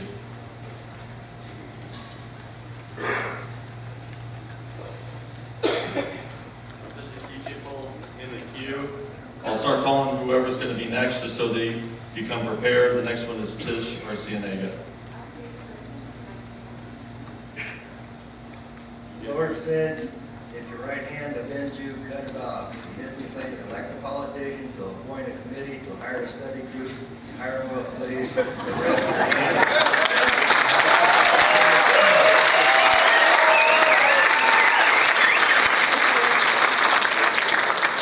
I have nothing against the police. They have a job to do, but it's not their job description to protect you and your property. Many of us can remember when police cars had the words "Protect and Serve" painted on the sides of patrol cars. Then a person was mugged to sue the police department and won. Not because the job description says they must protect you, it doesn't. Or they would be liable every time somebody got robbed or assaulted. The reason he won was because the wording on the cars, it implied their job was to protect you. The result was they had to repaint every patrol car in the nation. You alone are responsible for your safety. Don't let more police give you a false sense of security. If someone is going to bug you, they will wait till the police are out of sight. When seconds count and police are 6 minutes away, you're in trouble. You have a better chance of winning the lottery than having the police on hand when you're getting robbed or assaulted, no matter how many police are hired. The criminal element will not stay in a town or a state where they know the people have the right and the means to protect themselves, right, their family, and their property.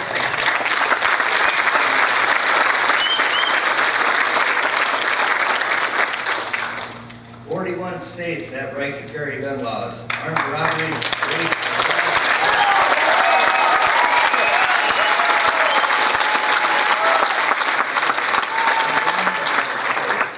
unlike what you hear from anti-gun activists, there is no rampant crime and there are no gun fights in the streets.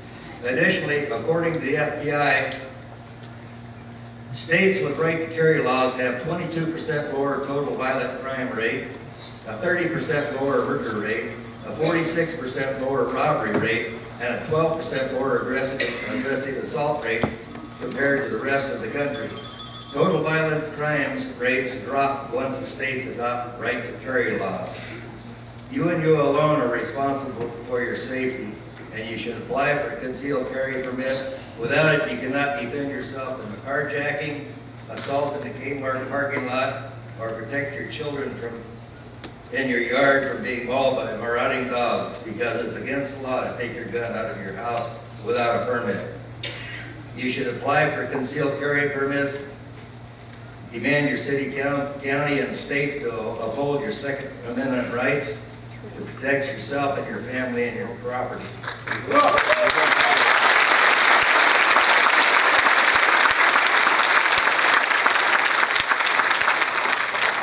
In Riverside County, the people who have been robbed, assaulted, or murdered can now apply for and receive a concealed carry permit because they have proven the need to be able to protect themselves. Unfortunately, the rest of us will have to wait until we are assaulted, robbed, or murdered before we can prove our need in Riverside County. This is closing the barn door after the horse got out.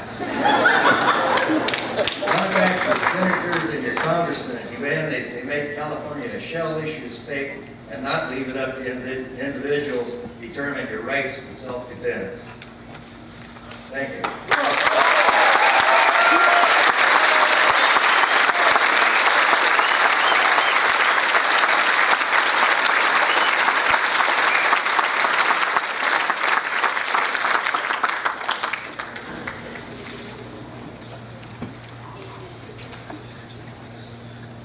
Next, we have Don Digby. You have also been given the minutes of Caleb Wilson, so you will have 4 minutes. And the next up after that will be Patty Grusky.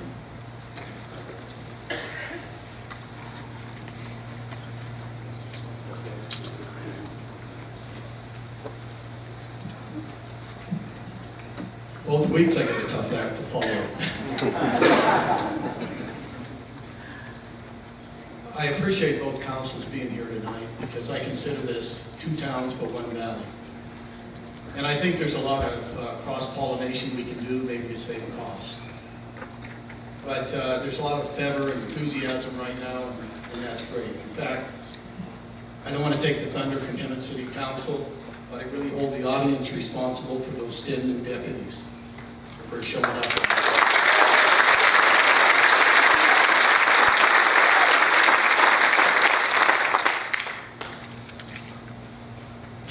as in San Jacinto, we've heard it, we've heard it. The problems are the same, we all have the same issues. So how do we solve them? I suggest, and it's my suggestion, and I don't know if I have the support or not from the group, but I suggest that each city council divide their town east, west, north, south, and draw some people that will volunteer out of each part of that town.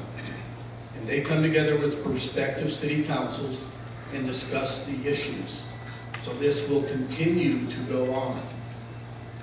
And then the city councils can get together as a group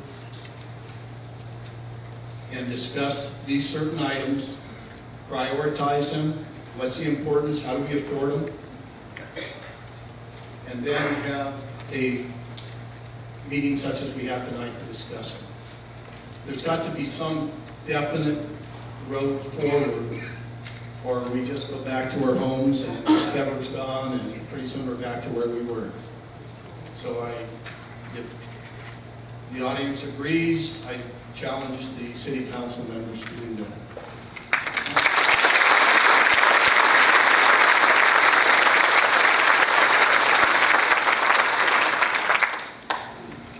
And then the other thing, it just happened, one of my store managers had a car stolen Sunday morning.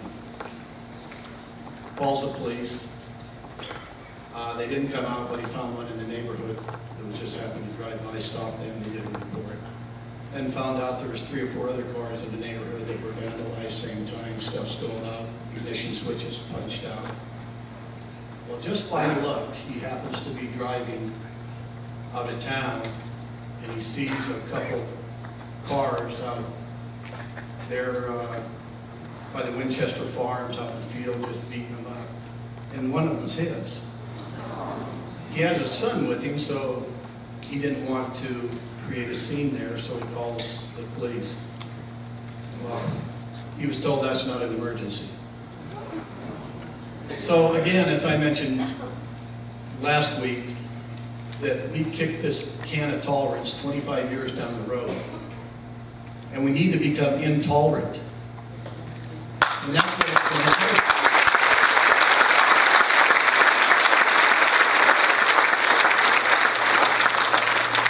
I would be ashamed if my police department acted on that way.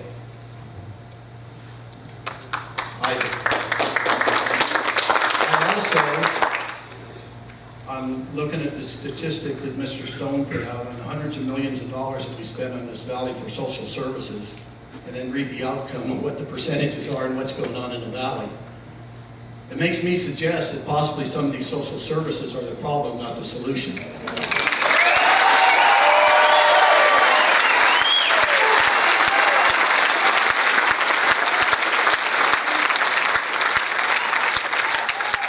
Many of us are tired of getting up in the morning, we go to work, we work hard, and we see all the dirt bags that don't.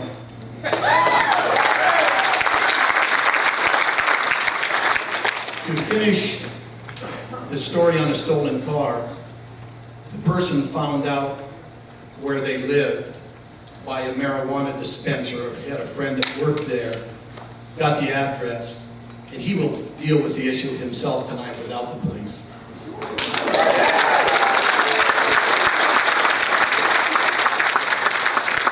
So anyway, I would appreciate the City Council taking my recommendation, and thank you for the time.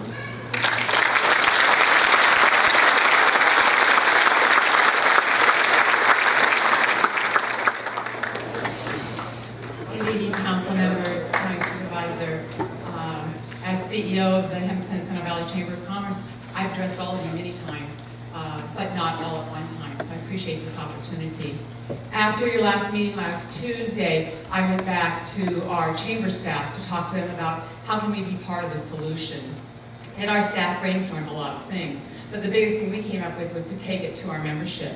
And so we did that. We took it to our membership, at least the ones that have been meeting throughout the last 7 days. We have a number of networks that meet monthly. We've had several that have met the last few days. Each one of them showed great enthusiasm to be part of the solution, to work with you. I know Lakshman Koka is going to be coming up and speaking to you later, so I don't want to steal his thunder because he's going to come and talk to you about a project that our San Jacinto chapter is going to be working on. Also, our Women in Business met this morning, and that network wants to do an education project to help educate the community about different things that they can do to prevent graffiti or how to address panhandlers in an appropriate way. So they really have taken on a project to get education out there, is what we can do as a community. So there are a lot of people here in this valley that want to be a part of the solution. I know you're hearing all of the difficulties and issues that people have, but we do want to be a part of the solution, and the Hemet-San Jacinto Valley Chamber of Commerce wants to partner with you. I've already spoken with the police departments of both cities and the county to make sure that we're moving forward in a way that is supportive of them. I've spoken to other city staff, your city managers, to make sure that we're moving together in tandem and working together to resolve this as a community. We're here to help you, and we have some ideas for some solutions. We'd like for you to listen to them. Thank you.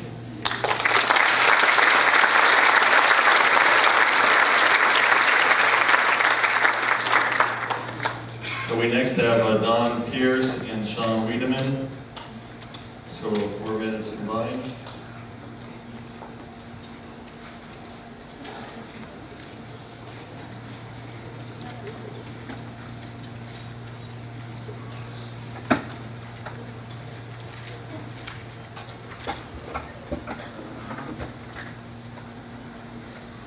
Next will be Bridget Cruz.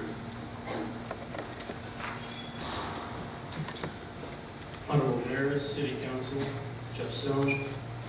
My name is Sean Whedon. I live in Emmett. We had a lady earlier talk about children that were hit on the street. I had 5 children that were hit in Emmett, November 12th. I know what that pain is. It hurts. We're going through a lot of rehabilitation right now.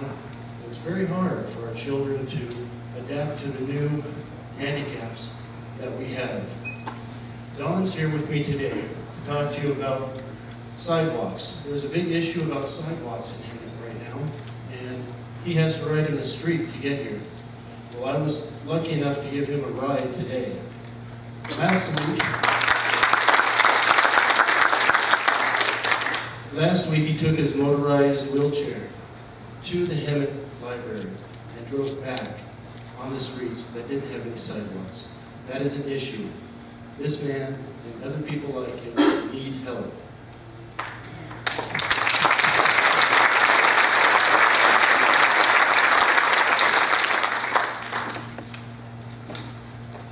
Has your home's been robbed?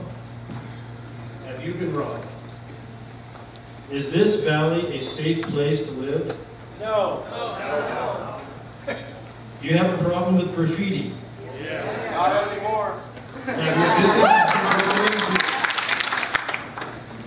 Have you been robbed? Yes. You have a problem with homeless asking for money? Yes. I talked to 8 homeless this week, 4 of them not from this city at all. 2 of them came from Riverside. 1 came from Temecula. And another one came from Murrieta. Why? Because we have a very large homeless program here right now. And people are passing out cards to different people in every city around to bring them here. I don't know. We're looking for them. Let's find out. Overall, we do not feel safe in this valley. I have part of an answer. What kind of legacy do you want to leave for your children? I've started a program called Valley Watchman Group. We have retired vets, we have senior citizens, we have retired police, and we have business owners in the valley. We'll organize neighborhood watch groups. We'll have central databases available. We'll have 2 meetings a week for the sergeants or the watchmen or the neighborhood watch groups, the people that are organizing them. We'll have meetings for them so we can create a central database. That way we can go out and force and walk the streets in the bad neighborhoods that we have. We can pass out literature. We can take phone numbers down to people that are concerned so we can get our volunteer police department out there to talk to them. We have a great volunteer police department in the San Jacinto Valley. We need to take advantage of it. We'll ask both chiefs of the valley to help us with this program. We have 1.6 police officers per 1,000 people in the valley. That's not very many. I'm working on a homeless program right now called the Terry Project. The Terry Project came about because of a lady who was arrested because she was picking cans out of a trash can in Hemet. We'll put homeless people back to work. We'll make them tax-paying citizens in the valley again. They'll have to work 5 years so they can get Social Security. That's giving back a little bit. I have a shirt on right now called Take Back Hemet. It's going to change to Take Back the Valley. This is a start, folks. We need to start somewhere. It's here, today, and right now. What are you going to do about it? Thank you.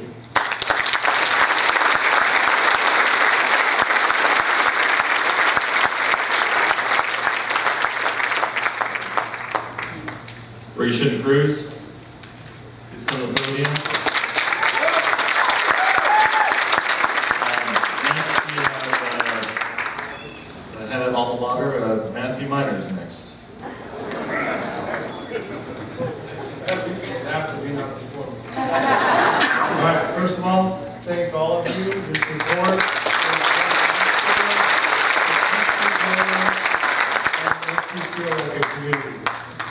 Being that we are at the San Jacinto and Hemet meeting, first of all, both of you need to talk to your planning commissions. Stop putting stoplights, stop signs on main roads for us to get out of town to get to work because we can't work here. There's only jobs.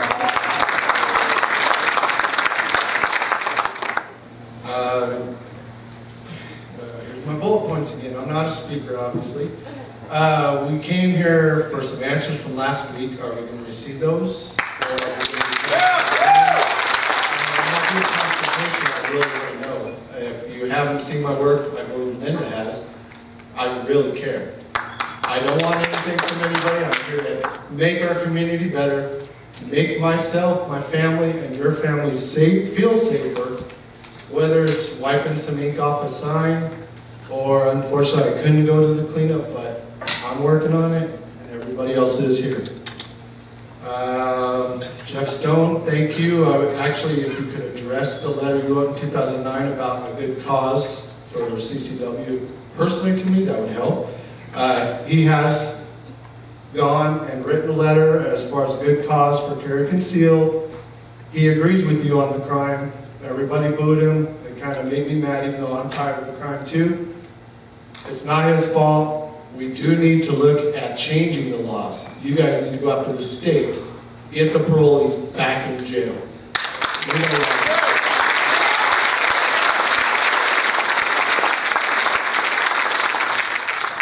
And basically, again, I'm just hoping to hear from some answers. I've shown you I'm willing to do something. I'm still wanting to see what you're going to do.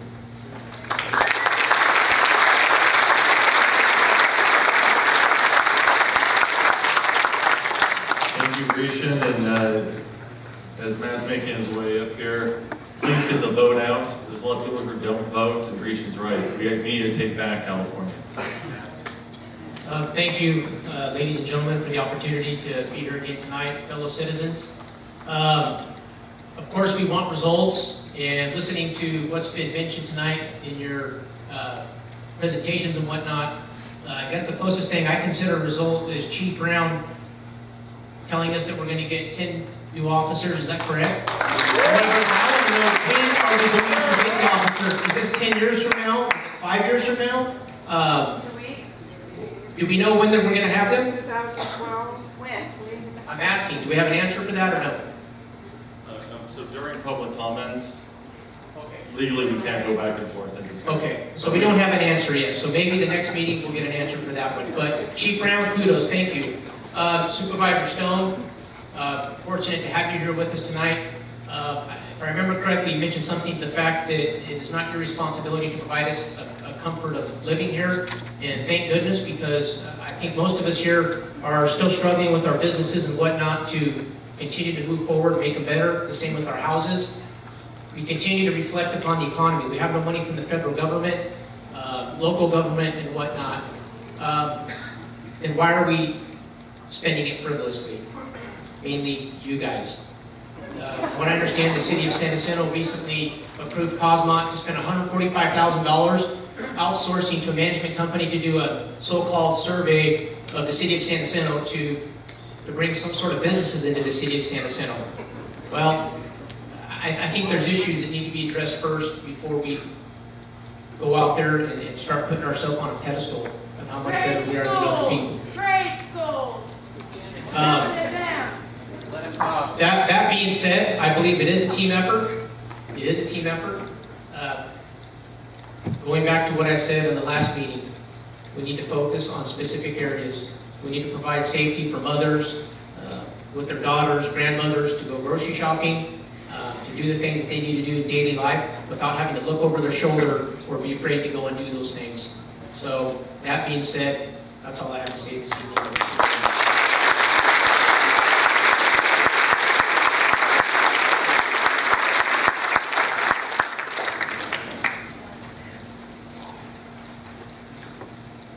Next, Sean, you're speaking again? Is it, no? And that was for Penelope Engard, the same topic. Next, we have Ray Strait, and he'll be also talking for Taylor Toronto. And Pentecostal, so 6 minutes total. And I don't think I'll need 6 minutes, but that's all right. And then we'll have Coca Lakshman. I'll take what you give me. Welcome, Ray. All right, as far as personal safety, I've got a Rossi 38 to stay off my property. I guarantee you, if they go on my property and try to invade my house, they won't be doing it to anybody else. I want to address this specifically to Supervisor Stone. I live in the southeast section of the valley. It's all county, and there's a lot of people here who have been doing this on Facebook, this issue. We have vacant homes, trash, and graffiti throughout the whole southeast part of our county. On my block, there are 3 such places. 2 on opposite corners of Girard and Mayberry. One of them had squatters for several months, and till just recently. The other one is the corner of Yale and Mayberry, and it's graffitied. It's been empty forever. The windows have been broken, and people here know about this. Who owns these properties? And why isn't code enforcement doing something about it?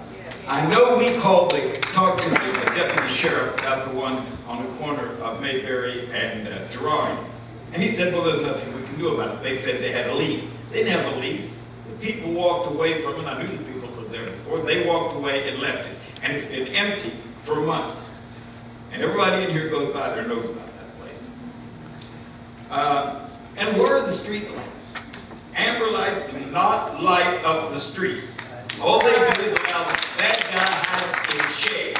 Light them up. Somebody told me on Facebook, oh well, we like to watch the stars. Well, there's too much stargazing going on. That's the problem.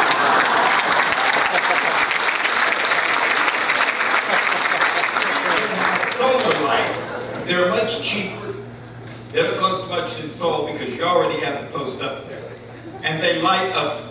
The sun does it for you, so you're saving on the electric bill. I live on a main cross city street throughout, it goes through Hampton. We don't have any sidewalks. The whole southeast corner of this valley has very little, if any, sidewalks. When it rains, our streets flood because of the poor drainage system. This has been going on since I moved into my current residence in 1986. And I've lived in this valley for 30 years. My kids went to school here, so I'm not a stranger. Yard sales. The southeast corner of this valley looks like a bazaar that goes on every week.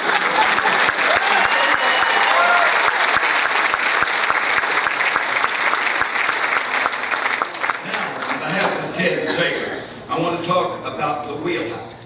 Everybody says we need a skate park here. It's the ideal place to have it.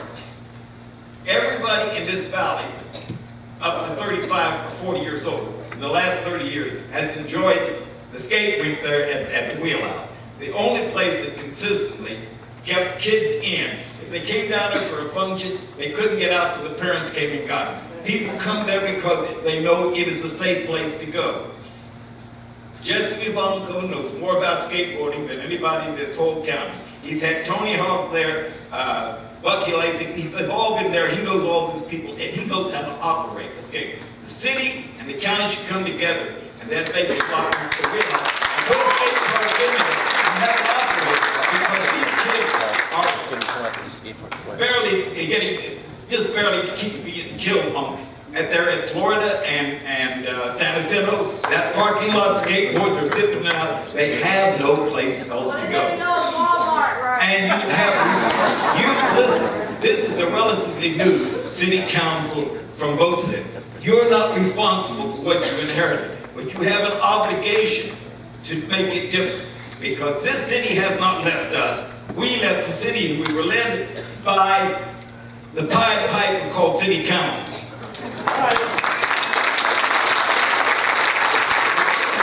Every other district in this town has had its ups and downs. They just re-tiled the entry of the place. They're getting ready to update the restrooms. But it takes money. And we've suffered the same economy down there that you have every place else in town. Now, I have one more thing to say. Contrary to some opinion, the Wheelhouse is not a center for crime.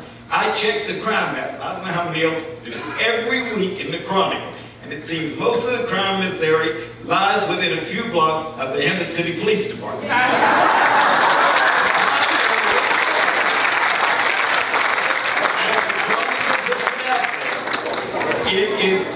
It lies between Oakland on the north, Acacia on the south, Palm on the west, and Columbia on the east.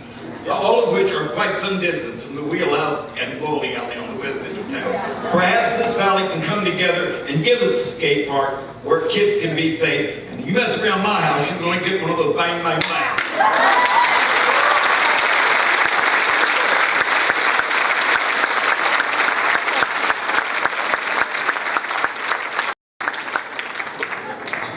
Thank you, Ray. Coca now, and then after that we have Jerry McCarty.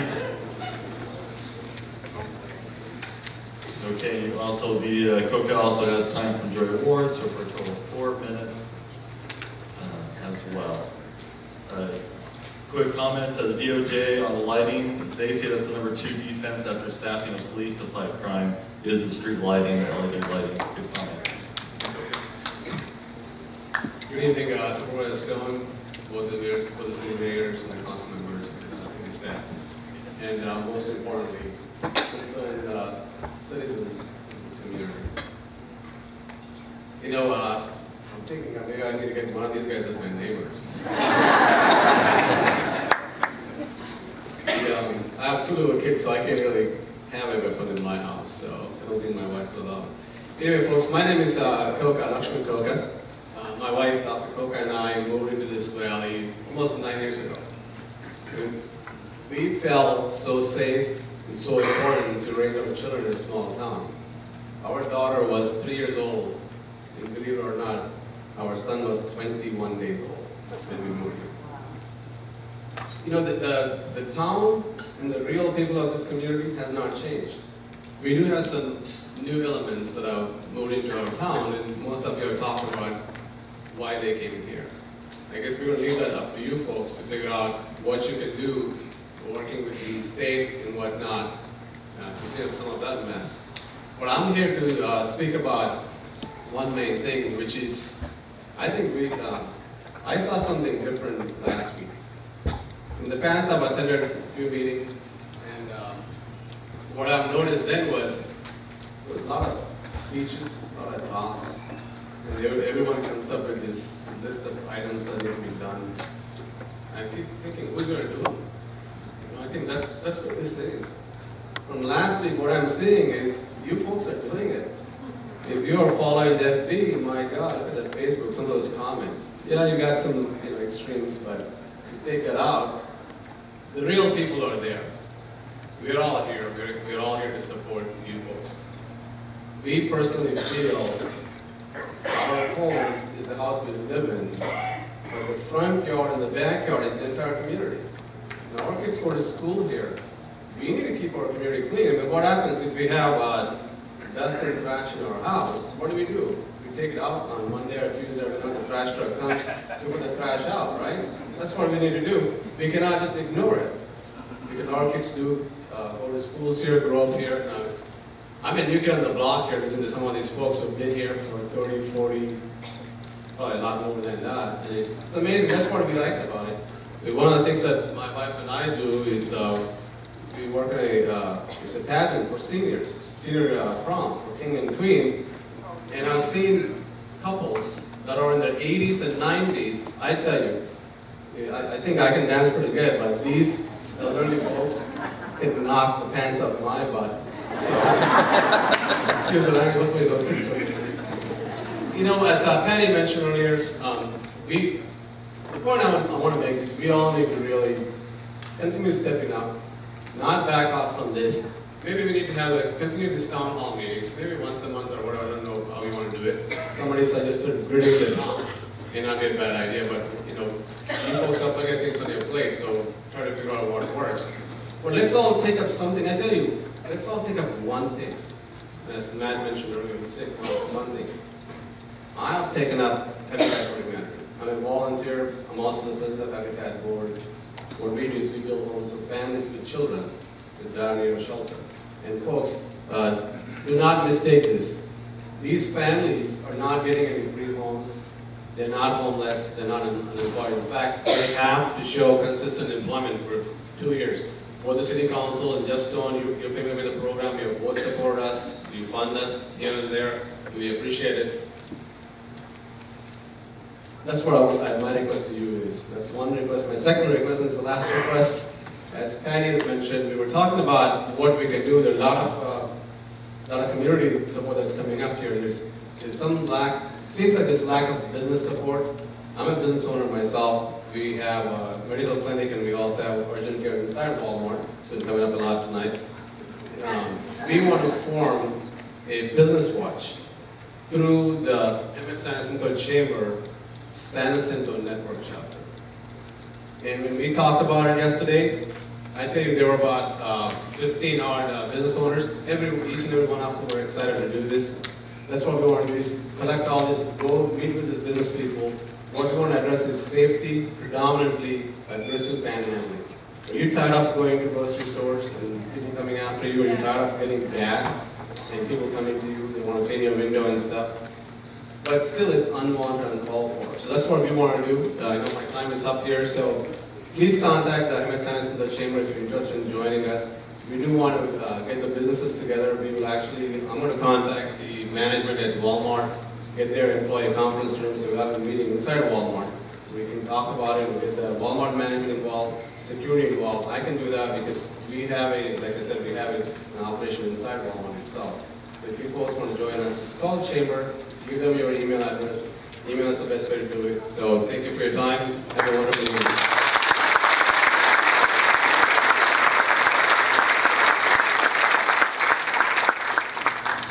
Thank you, Coca, and thank you for Habitat for Humanity and all the volunteers that helped improve the community over the last couple of years. Next, we have Jerry McCarty speaking, and following that will be David Cruz.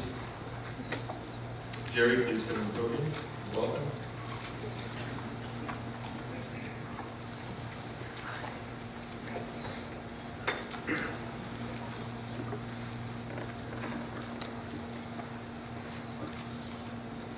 Thank you. I heard a lot of good ideas here tonight. A lot of people really interested in what we need to do, clean up the crime, everything, you know. But personally, I feel like everything we've said and everything we've considered tonight, we're fighting this battle one arm tied behind our back. Because we need to address the court system, we need to address the jail system, we need to have a place for these people that are criminal, that aren't going to be rehabilitated, that want to make this a career. I've checked a few college curriculums and I don't see any crime as a career. So, you know, maybe they're way out of our realm, you know. think we need to get back to if a person commits a crime, they do the time. And if we need more jails, we need more jails. We can have all of the police officers and they do as good as they can. But like I say, they go out and make an arrest. I will give you an example. I live in Seven Hills. We had a burglary there. We had a 13-year-old individual involved in that burglary. He was armed. They arrested him. He's back out walking on the streets. And it was his 4th time to be arrested. So you tell me, isn't there something wrong with the law that can't lock up criminals? I mean, we pay more attention to criminal rights than we do rights.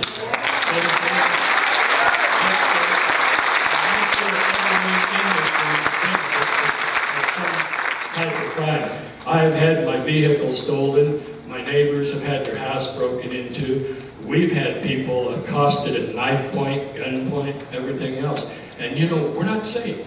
And we're not safe because they fail to punish crime. We can't make them think crime's a career and make it so easy. They make a joke out of us, you know. They talk about, it's a badge. I done time for this, I done time for that. These people need to be somewhere else.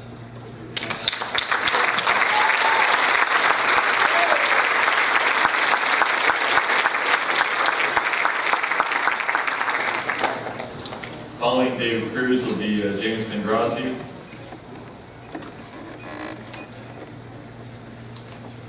And then following James Pengrazi will be Janet Lingo. David, are you in the house?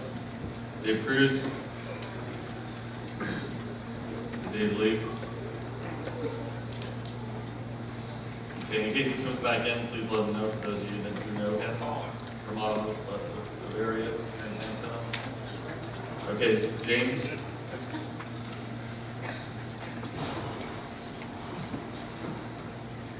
Mr. Pengrazi, from San Jacinto, I had to change my plan of talk today because of recent developments.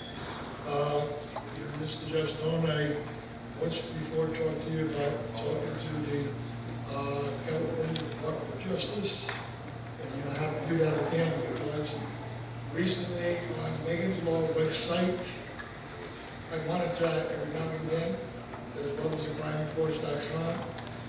And I was very shocked and surprised to see that there was 2 pedophiles living right across the street from San Jacinto High School, Tiger Lane. And since I go by there very often, I recognize the street. 139, 157. I filed a complaint with our city clerk, Rick Miller, and he's forwarding it to the police department. But the thing is, something has to be done in the computer system for the California Department of Justice so that when they see it, or the computer sees it, it lights up somebody's lights, bugs, and gets it done, taken care of rapidly before it comes down to our police department. Okay? This shouldn't happen. Remember I talked to you before about what happened in New York, what happened down here. Okay? And well, that's the only thing I was going to say for stuff. So, like I said, I've changed things, and I hope we can get that taken care of, please. Because our children need to be protected.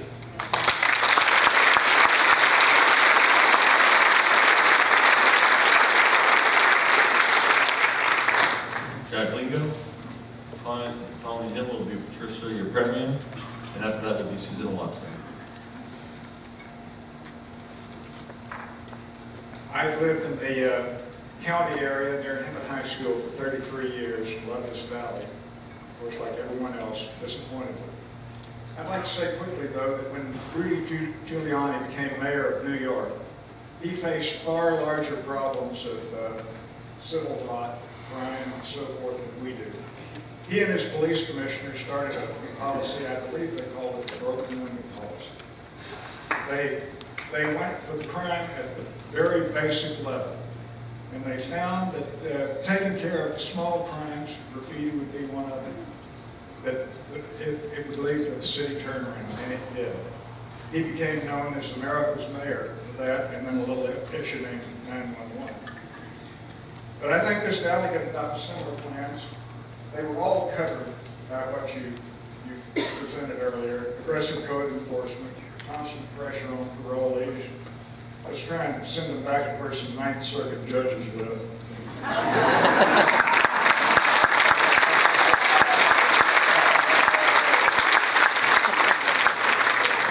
Immediate graffiti removal. Manpower funds for this are always a constant challenge. And you leaders, I have to say, I don't think it's going to get any better. I don't think the atmosphere is right for raising taxes.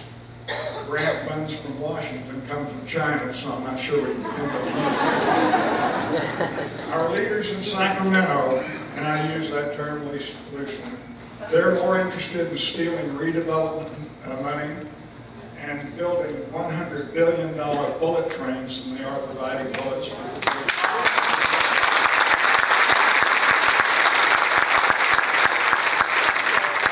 We have to provide for ourselves. We have to depend on you to guide us, though. There's a lot of willing volunteers, but you need to get us harnessed and going in the right direction. Because if you're successful in knocking down crime, you're going to get fixed against. Because the LA Times, San Francisco Chronicle, ACLU, the governor, and even the president will attack your asses.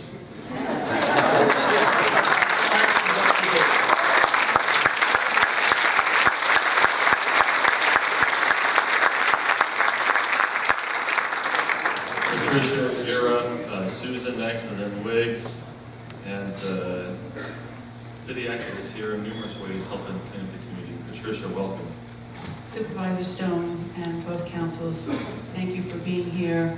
And I want to thank all of you for being here. This is just a wonderful sight.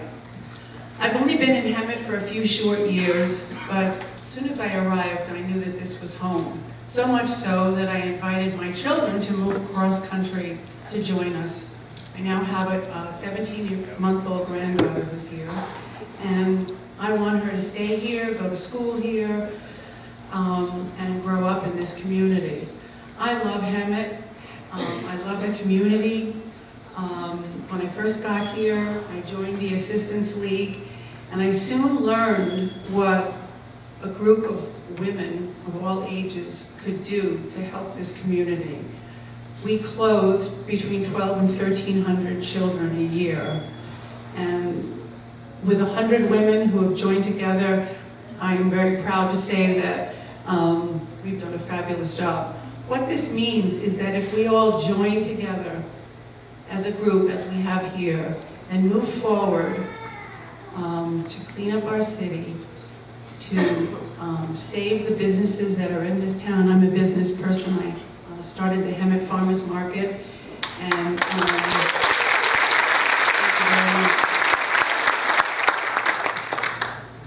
what that shows is that we have a great community. We are thirsty, we are hungry for so many things. If we can just clean up the city with your help and with the help of everybody else, make it a safer place, bring more business to this community, we will be what I have heard Hemet was so many years ago. I only wish I was here then. It sounded like quite a fabulous place. There's no reason why we can't do that again. So if we all join together with your help, we have more of these meetings, maybe have individual groups that will support certain aspects, I think we can do it. We have to keep the faith. The glass is half full.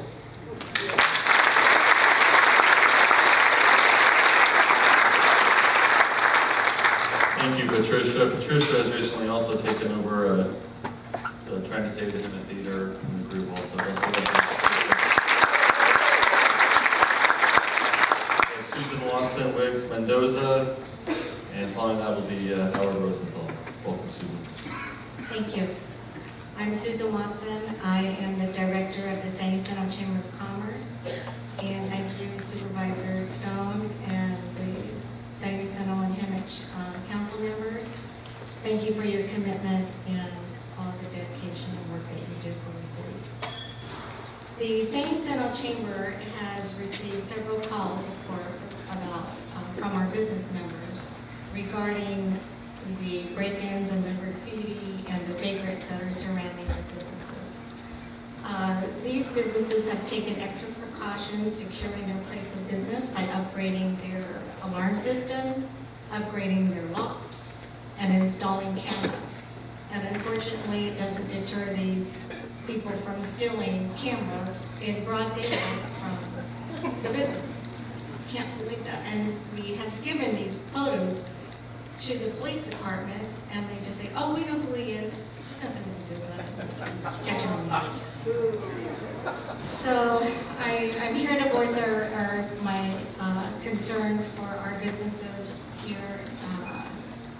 And we are taking steps to be proactive, and we would like to hear your plans on your proactiveness getting this crime taken care of for our businesses. As with the Hemet Chamber, we too would like to be and help with a solution to these crime problems. So please count on us to be your support and your solution. Thank you.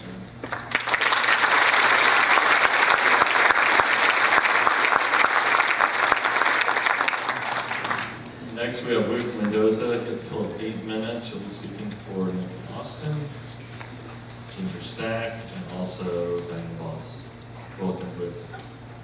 Honorable Council members, Mayor Katiak, Mayor Youssef, Supervisor Stone, I'm Wiggs Mendoza, and good evening, fellow neighbors. I'm Wiggs Mendoza, President of the Green Coalition of the San Jacinto Valley. Thank you so much for giving us this opportunity to be part of this discussion. As you know, the Green Coalition's mission is to create a sustainable community for the San Jacinto Valley. We summarize the definition of a sustainable community as one that is clean, green, safe, and livable. We're in our 4th year, and that 4-year existence was dedicated to all attempts in making our valley safe and livable. As you know, we have worked with the shopping cart owners in the city of Hemet to pass a tougher ordinance to rid abandoned shopping carts that contributes to the decaying of our community. With the help of the San Jacinto government, we were able to launch our first bike fair. And if things are on schedule, the city of Hemet will be installing the first public bike rack this week, and within a short time, we will also be donating the first public bike rack to the city of San Jacinto.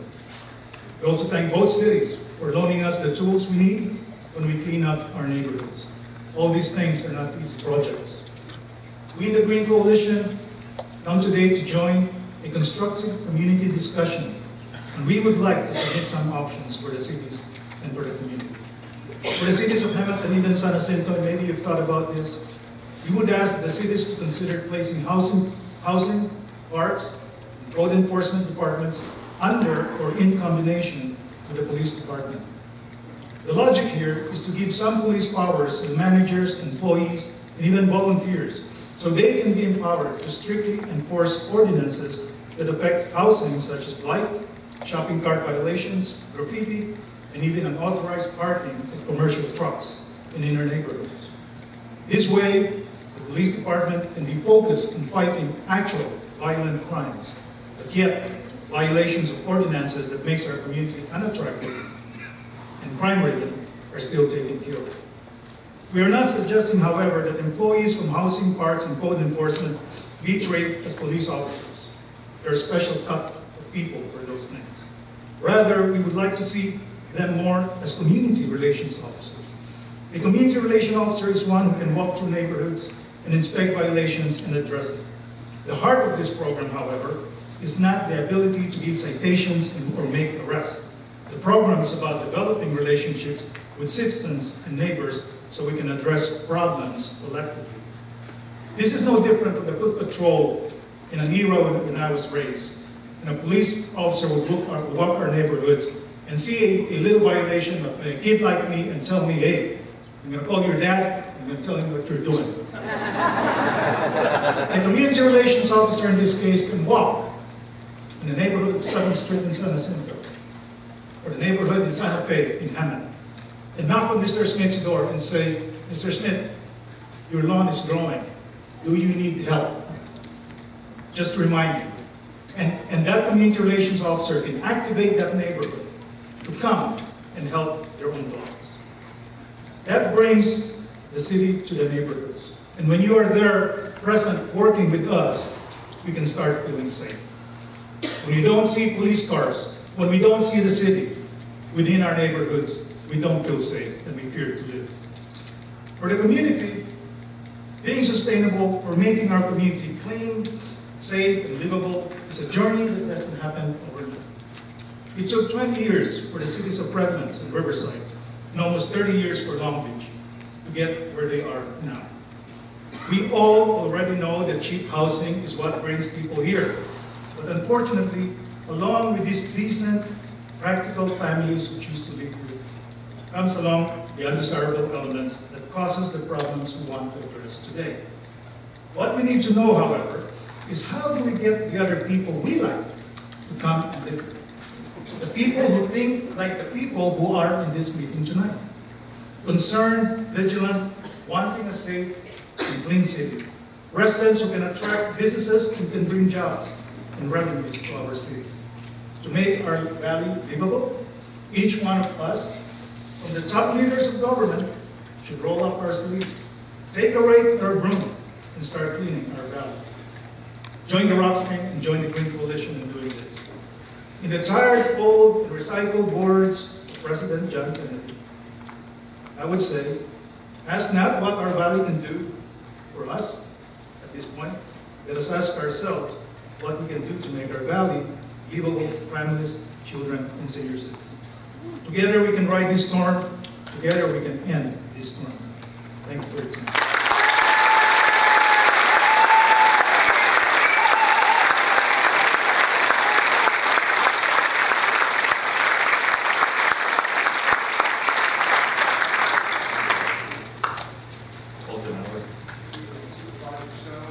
City councils,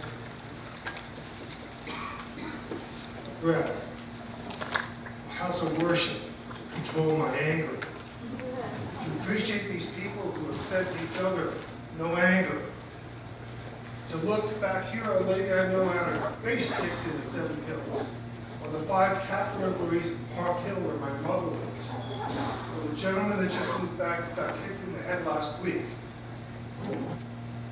I'm reminded we were here 2 years ago. Councilman DeMemo called attention to that last week.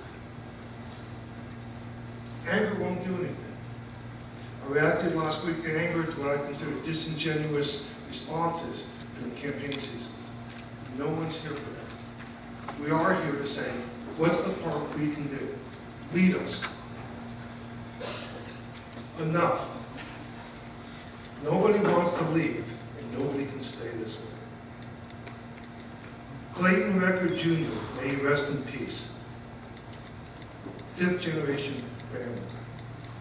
Started a group called Friday Lunch Bunch, real big name, so that people would break bread once a month. There was no membership, there was nothing. It became called the Hemet City Action Group.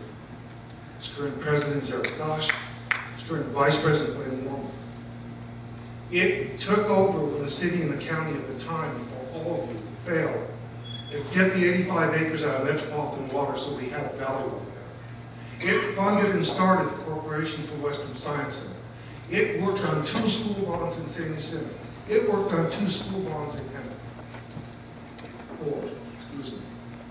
So, I put aside my anger in the absence of its president, the vice president's an engineer, he's not going to speak. And I read to you a position paper some of you have heard and seen. In the spirit of what this organization stands for, that it organized the Crime Summit 2 years ago, that it pushed for Hemet Rocks for 2 years, and it starts off, and I see 13, 14, I have a group amount of minutes, I also have 2 minutes with Nick Jones, Mark Searle, I'll go quickly and read it. Because of an alarming growth in crime and gang activity, early 2010, the Action Group issued a position paper listing 14 recommendations in an effort to help fight crime in our valley. Many of these recommendations were not pursued, no action. Fully 2 years later, it's now become critical. Rather, the list of recommendations, the group chaired by Bob Dustamars goes on to say that the action group has solidly supported the development of a package of enforceable ordinances that will help clean up our valley, called the Restoring Our Communities ROCKS program. We applaud the elected officials and city staffs for their rapid progress on development of ROCKS in both Hemet and San Jacinto.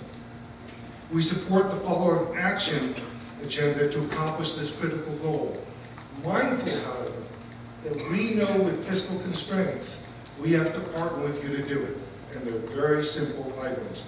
Immediately increase police staffing levels to meet national standards or a number determined by the chiefs that will allow officers adequate discretionary time to be spent on crime prevention. Point. We had 2 sheriffs on the Hill. We had 8 in the valley. Today we have 1 on the Hill, 1 in the East End, and 1 in the West End. We've gone from 8 to 3 in those same crime statistic years. That's a fact provided to me by the sheriffs. Through those same years of 06 to now, we've gone from 96 in Hemet to 53, back up to 57. That's why item 1. Number 2, adjust pay scales to be competitive with surrounding cities. Hemet, by example, is the lowest of 15 cities. They can't get lateral moves by people of experience because they can't compete with wages. And so base pay rates don't include retirement and benefit packages. These should be reasonably set by elected officials with long-term costs in mind. Adjusting the base pay, however, will not only attract new officers, it will end the recent extensive loss of experienced officers to neighboring cities, certainly for Hemet. Item 3, require that the adequate funding be provided to accomplish this goal of more cops and paying them fair before any other city departments are funded. That's pretty extreme. But if we're not safe, we don't need anything else. Unfortunately.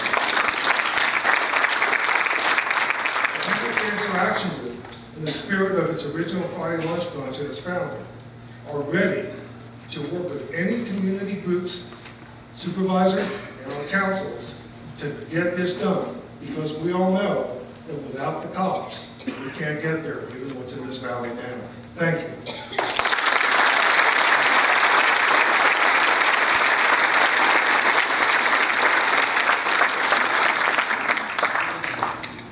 Next, we have Paul Raver, and you will also be speaking for Lorraine Donahue for 4 minutes. And following that will be John Worth and then Hank Schmitz.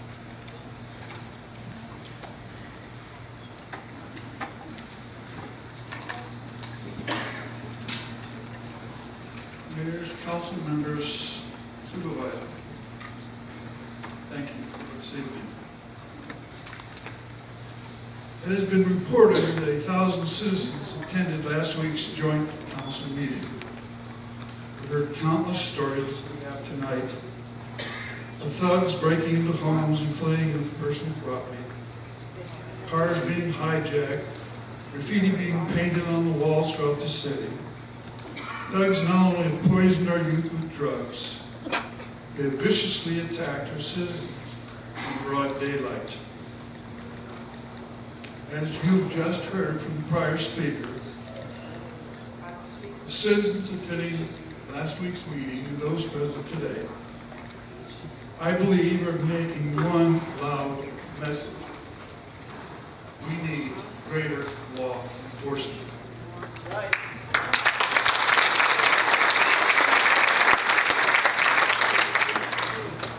That sounds nice, but there's some realities.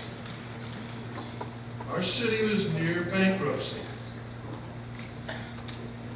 Our city council did the best they could to cut costs. They cut staffing, they cut wages, while at the same time they tried to provide public safety. Unfortunately, cost reductions were so exacting that public safety services are now woefully inadequate. I too give kudos to the chief and his supervisor For one, providing 10 new officers through funding and short-term funding from the county. But ladies and gentlemen, these are short-term fixes. They will not solve the long-term problem of providing adequate law enforcement services for us. So where are we? What do we do? Well, the city could put out another Prop O asking the citizens to increase the taxes to pay for law enforcement. We could sponsor or establish a public safety special district or establish a law enforcement authority. There are pros and cons for each of the alternatives. If we're willing to accept a basic level of public safety services, at least cost, we should stay with the city and support the passage of a proposition to pay for the personnel needed. If we want a full range of police and fire services, and we are willing to pay for it, we should establish, in my mind, a public safety authority. Based on the limited information available to me at this time, I favor establishing a Diamond Valley Law Enforcement Authority to achieve and maintain a full-service law enforcement effort in the region. By removing the cost of law enforcement from the city's general fund, the city would be able to provide full fire protection services. This because the city will continue to receive the same amount of property tax revenues. For example, in Hemet, we would be able to staff all 5 stations, and we could even give serious consideration to funding a Hemet Fire Department paramedic program. There's something I think we will all agree with. I'm going to borrow Lincoln here, if you don't mind. Our neighbors will little note nor long remember what we say here if all we do is complain. Is that for me? Okay. Thank you for your time.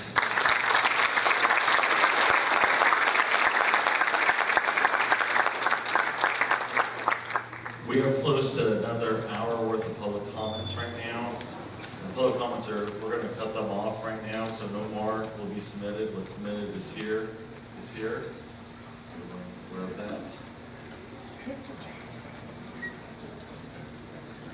Wonderful. So next we have John Worth. Hey, John, he's one of my St. Hyacinth's classmates. How you doing, man? Sam. Yes, St. Hyacinth's, first off, thank you for the opportunity to speak here. Thank you for the opportunity to speak. Speaking of St. Hyacinth, my mother's here, and she's the first class alumni from St. Hyacinth.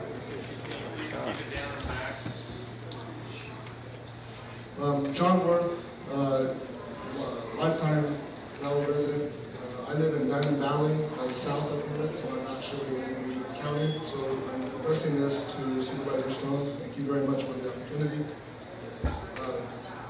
There's a lot of discussion on what the context of our situation is, and it's very clear we're in trouble. But it's all about accountability. We all have to take the accountability on our own shoulders to do what we're supposed to do. And so I'm going to start with a little bit of an update of Diamond Valley and what's going on out there. So I made a little exhibit.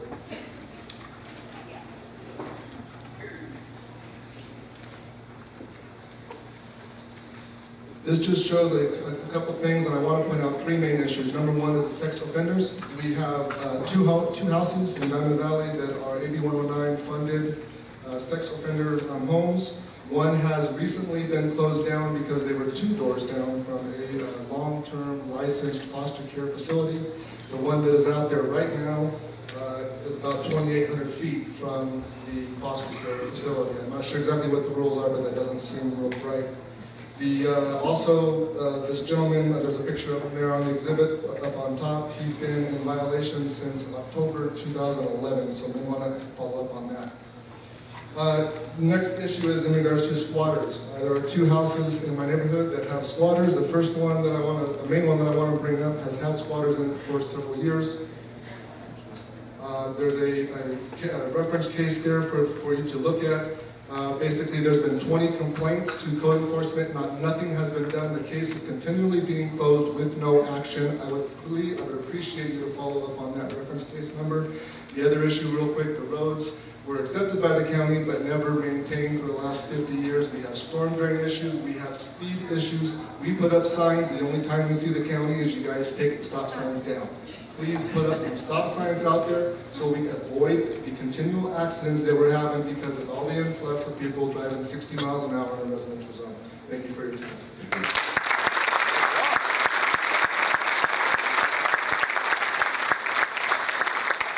Next is Hank Schmidt. After that will be Betty Griggs, and then Joyce Newsom following that. Welcome, sir. Thank you. My name is Hank Schmitz. For many years, I was president of the Valley Mobile Home Residents Association. We fought for the rights of people living in mobile home parks. And that's still a great cause. I'm also on the board of directors of Valley Restart.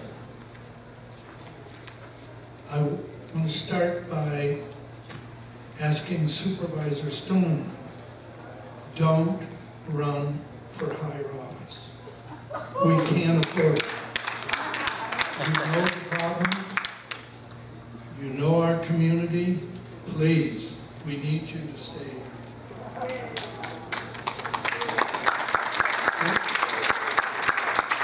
One of the big problems that I pondered over last meeting we had, when we talked about losing all the police, the fire, staff from the city, especially code enforcement.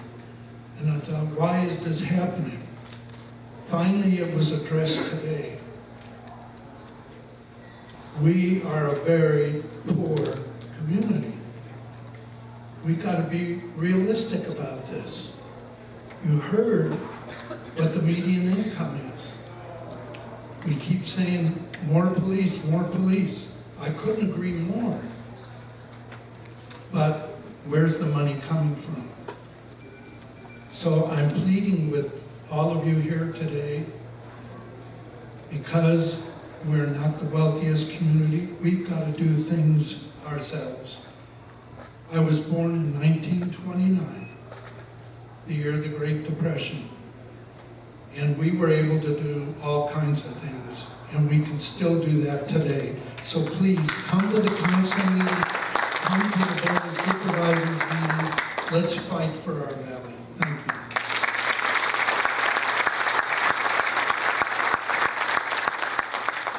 Betty Griggs. Hold that out.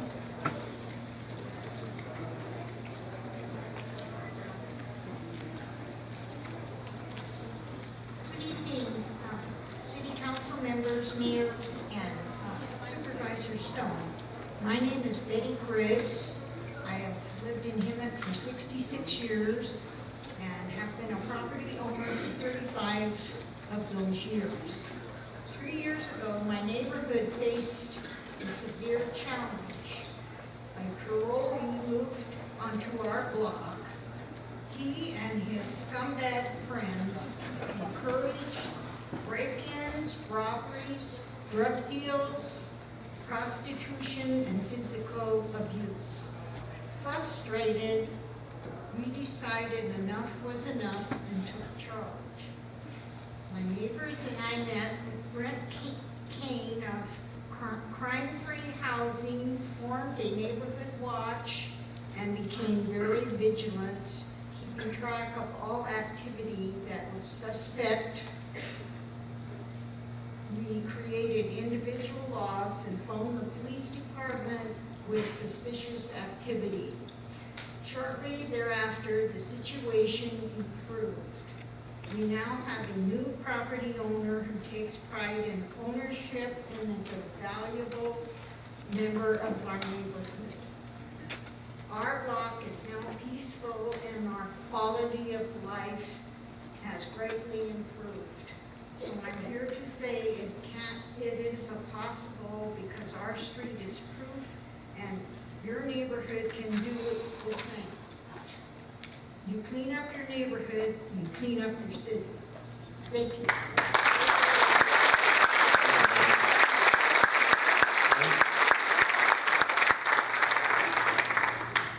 Good evening, council members, mayors, and Mr. Stone. Appreciate you being here, and fellow citizens as well. Well, I guess you've noticed the valley people are no longer content to be complacent to watch this beautiful valley turn into a cesspool of crime and decay. Code enforcement doesn't do the job they never have, and it shows. People parking on their front lawns, boarded up homes, broken windows, falling down buildings, Fosberg Hotel, crime. The police and the sheriff do the best that they can with the lack of resources. Years ago, I read an article in the Press Enterprise. An LA City Councilwoman was apologizing to Riverside County for exporting their gang problem here. She warned us to take action immediately before it became unmanageable as it is in LA. Their gang problem became our gang problem. That's where we failed, and we failed to nip it in the bud. And I exhort the DA to stop making plea bargain deals with these criminals, putting them back on our streets.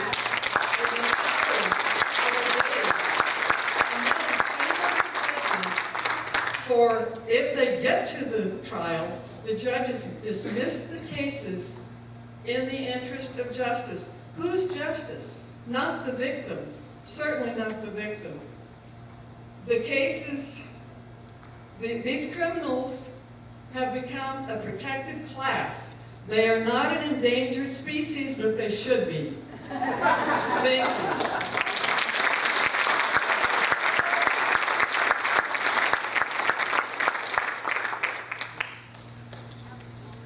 I apologize for messing up this name. It looks like Peachy Hill Ahadido.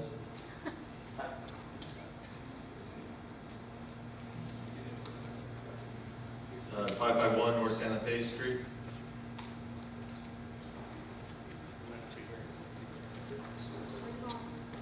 Ahadido, okay. Other side they do come back. Next we have Jim Lineberger, Community Pantry. Following that is CW. Following that will be Lori Van Arsdale, and then George Bacchus. So Mr. Lineberger, please come to the podium.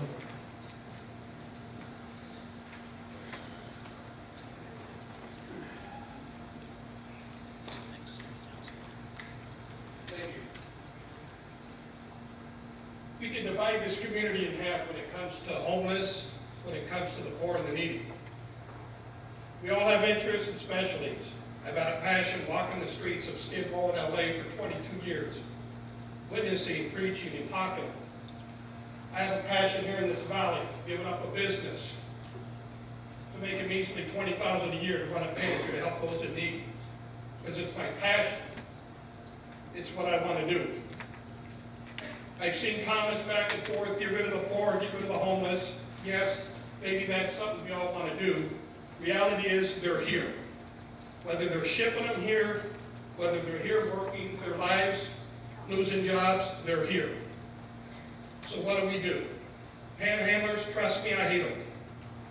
How do we solve it? If Chief Brown, didn't the Kiwanis Club come up with those cards about visiting the community pantry, visiting the Valley Restart? Well, if that works, then I'll donate 25,000 cards tomorrow to businesses to hand out. Okay?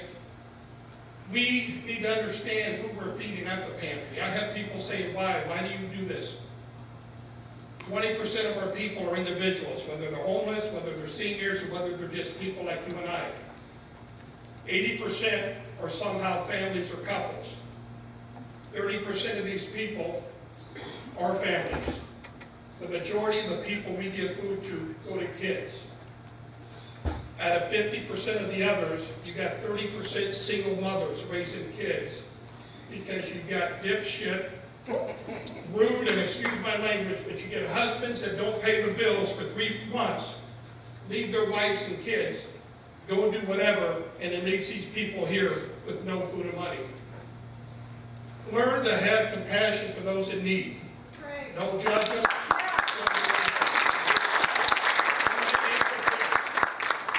The definition of poor is not the lack of money, not the lack of a car, a house, or food. The definition of poor is a lack of and the absence of love. Thank you.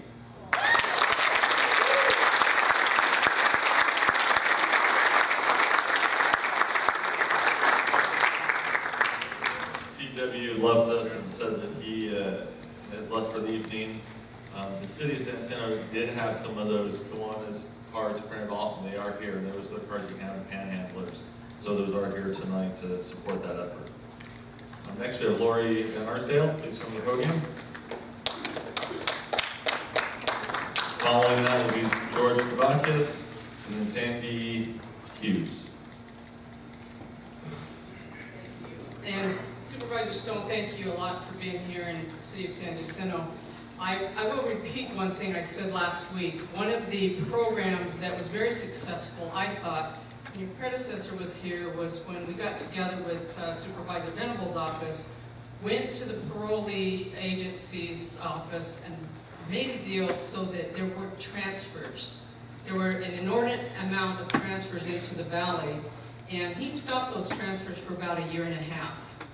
Mary and I worked together with him, and that was a very good program. So I'd like to suggest that maybe we look into that again together.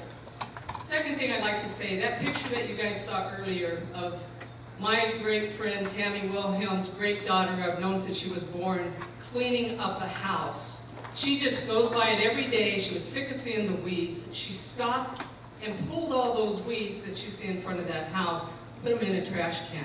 Now you might say, we can't recommend that because she didn't get permission from the owner, who was probably a bank back in New York that didn't care. We need your help, cities and county, to coordinate a program, I think, where we could get volunteers to be ready to go out and pull those weeds like Megan did. Thank you very much, Megan. And if they don't answer, you do something so that they can. But you have a volunteer team ready. I bet you could get 50 people on a list ready to do that today. With that, I want to say that Megan, bless her heart, this morning told me that somebody went by, she had all the weeds in trash cans, somebody went by, ran into the trash cans, messed up the place, so I didn't print the picture of that. What I gave was a picture of the before and after. But there are people out there who are trying to stop what they're doing. Megan, don't stop what you're doing. Keep doing it. Thank you. And a third suggestion is, Supervisor Stone, before I left council, we were having some dialogue with your staff regarding having the Section 8 program in the city, at the city. We talked about a way that we could go to where the cities could do their own Section 8 program. And so I would like to see that dialogue maybe start again to see if we can have our local governments, monitor that and or be more involved with that with you. Section 8 does get a bad name, sometimes unfairly, but I think that we have had a disproportionate number of Section 8 folks here in the Valley, and again, it's because of pricing. I agree with you. Thank you.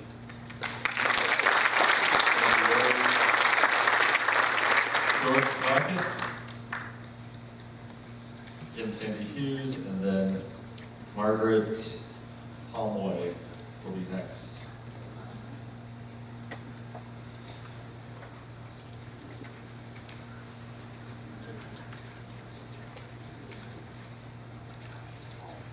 Ladies and gentlemen, friends and neighbors, literally, I want to preface my statement with the fact that my voice and my speech isn't what it was prior to my stroke 5 months ago, so please bear with me. I ask your indulgence. I'll be as clear and concise as I can be.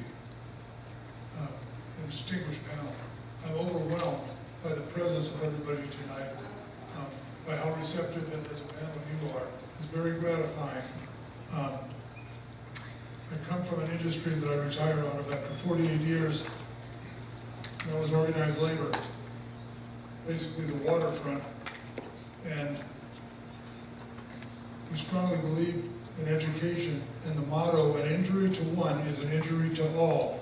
and I'm listening to everybody's problems tonight, some more of an individual problem than basically a community forum. But everything I've heard hits close to home, and it truly is an injury to one, should be an injury to all. The blight on a street you live on, or cars parked on lawns, that's an injury to all that live on that block and in that neighborhood, and it has to be dealt with. Those are things I'd like to see come to a head. But what I did not hear as a community tonight, the specific problems that we would like to be focused on. Once you can identify a problem, it's been my experience, that the answer isn't too far away. And maybe as an ad hoc committee, or whatever you want to call what this is, I think if we could get together and come to some common ground on issues that affect all of Hemet, San Jacinto, and the valley as a whole, and those would be the issues we need to attack. Perhaps then we could take it to a panel in the appropriate forum, perhaps city council meetings. Because again, it's been my experience. If I vote for somebody on any level, and I'm sitting in the back of a room in a meeting, and I don't hear what I came there to hear, I'm going to be the one to stand up and say, ho ho, that's not what I need to hear. I need to hear something different. And not to say we need to put the burden on the city council. That is true, but I don't mean it in a detrimental manner. Everybody has to watch over somebody. Big Brother watches over somebody. We need to be the Big Brother of City Council. They had their ear to the wall. We're on the other side of that wall telling them what needs to be done. But let us try to focus, I think, on the definitive problems we're facing. If it's going to be parolees, if it's going to be blight. George, can you wrap up, please? Yes, I'm sorry. Sorry. I just felt I'd be remiss in my duties as a citizen if I didn't come up and say a few words. I didn't get very far, and I apologize. Thank you for your time.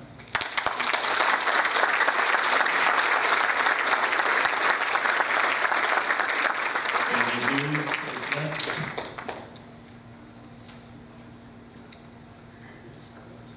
Sandy Hughes. Seeing Sandy Hughes, we're going to go on to Margaret Palmway. Margaret here? Is that Margaret Penny? Condor Way? Yep. Nice try. Is your car in reverse? Welcome, Margaret.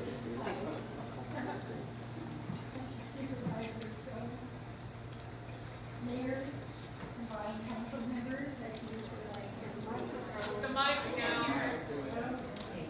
I have to use this darn thing. I'd like to talk about absentee landlords. I'd like somehow the cities, I think it's been discussed, I do not know if it's been implemented, that we license the absentee landlords of homes and or commercial businesses. It would not only be revenue to both cities, but it would also institute some type of controls so that these people would be informed and would have to be informed of your codes and restrictions that are allowed in the cities. I would also like to see all realtors in both cities to give out codes to people moving into either rentals or new homes, because information is power. And if the people in both communities who own homes pick up codes and read them, and they know what they are, we can maintain some type of control in both Hemet and San Jacinto. Now, as far as homes that are foreclosed on, that you can't seem to have any control over, they must go back to some owner, banks, etc. If they are not willing to comply, we should be suing them. Thank you for your time.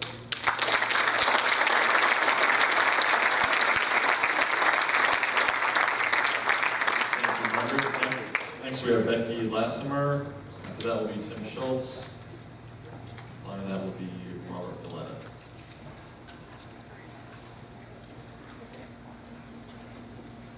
No Becky.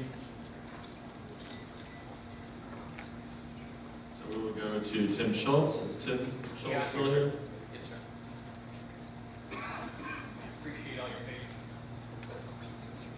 See, Valley has a very short attention that's part of our problem, I'm sure.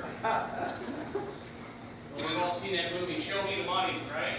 Okay, so that's part of the problem we have here. Our payment income average back in 2000 was $26,000. Right?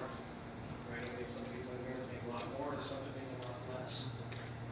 2010, from what I could find, it went up to almost $35,000.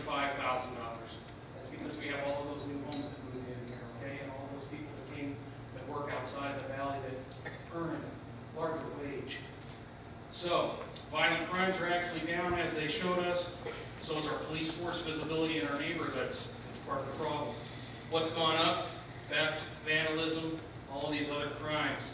99% of our population, a lot of the people that were here, and still are, is the great, honest people that live in this valley. Okay? We're a valley. Emmett, San Jacinto, whatever. There's no boundaries. Okay? Start enforcing the laws on those 1% of the bad people. Okay? We keep hearing about the 99%. We're the 99%. We are in a state of crisis. As you had said earlier, this is because you guys are not enforcing the laws. Okay? If you steal $80 worth of groceries, they will arrest you. If you steal an $80 grocery store cart, they won't even pull over to cite you. They'll drive right on by. I've seen 2 of them chained together as they go down the street. And I've seen more than one, over time when this is happening. Okay, so small crimes, they become brave and more dangerous crimes later on. So we have to stomp it out immediately. Okay, the other thing is, we keep talking about show me the money. Minimum pay for police is $57,000. Maximum pay, chief of police, it looks like is $200,000. Actual lowest paid police that I could find was somewhere around $122,000. That's on the state controller's website. You need to get informed and vote accordingly. Okay, library assistant was the closest to the wages that I could find at about $33 million. Okay, that's, see, it's on, I apologize. I think we should hire local high school graduates for $25,000. Make them the police officers. They know the community, they care about it, and they live here. Give them a chance.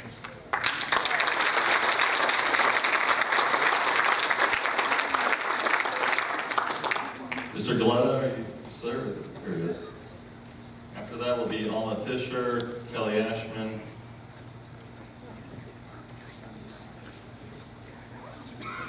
I'm going to need a show of hands of some people willing to cede their 2-minute time to me. I'm going to have a little bit to say. So, show of hands.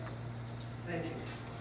My name is Robert Galetta. I'm a lifelong resident of the city of Hemet, and I'm here representing a group called Rainbow Hemet. It's a grassroots army of dedicated volunteers that number nearly 3,000. This group of volunteers has accomplished more for this valley than most of the elected officials have at the time that they've been in office. In 1 week, they've accomplished more for this valley than most of you up here. These volunteers have cleaned up properties, taken down graffiti, and forged bonds of lifelong friendship. They've improved the community with little to no cost and have worked to break down the barriers that once divided them. They've sent the message to the criminal element that we will no longer stand idly by. Mr. Stone, I think it's ironic that the last time we all met here, we had a big safety summit, but oddly enough, nothing really appreciable was done. I ask you to remember your actions speak louder than words. If you want to learn how to lead, you have to be willing to follow. That's an old saying. Perhaps we should all take notes about the true meaning of community and join the people that were out there in the fields cleaning up, picking up trash, scrubbing down graffiti. Plain and simple, the people of this valley are sick and tired of politics as usual. They're tired of political agendas and broken promises. If you want to truly make a difference, stop the talking and get to work. We don't want another...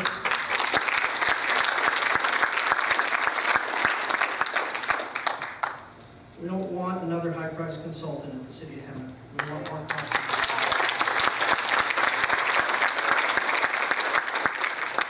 We don't want you to force your political will on us. We want to feel safe again. We want our communities back.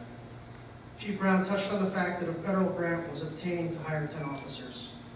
What he failed to mention, what we all failed to know, is that it's just a drop in the bucket compared to the nearly 50 officers the Hemet Police Department has lost over the 3 years.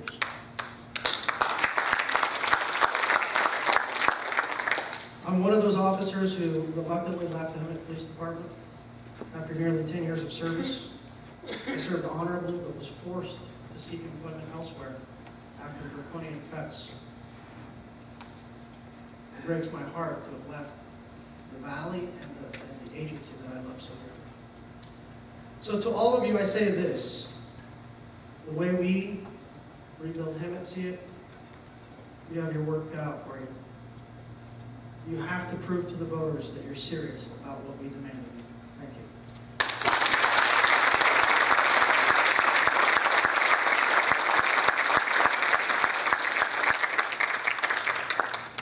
Alma Fisher.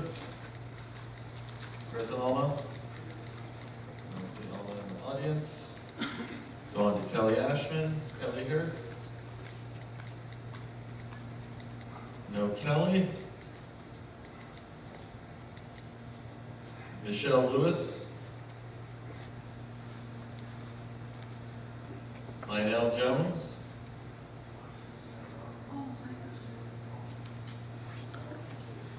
David Harvey.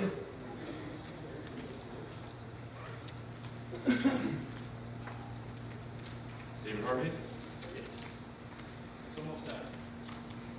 And it looks like you have 4 minutes. Bill Herder gave you his 2 minutes as well. Welcome. Good evening, council members. I'm a 40-year resident of the Valley. I graduated from San Jacinto High School. I spent 30 years working for the city of Hemet. It was a wonderful place to grow up. The city of Hemet was a great place to work. I want to congratulate Chief Brown, 10 new officers that he's going to get. I agree with everybody here that we need 4 police officers in this valley. But public safety is a two-sided coin. The other side of that coin is the fire department. I haven't heard anybody talk about the fire department here. The city of Hemet, your fire department's in big, big trouble.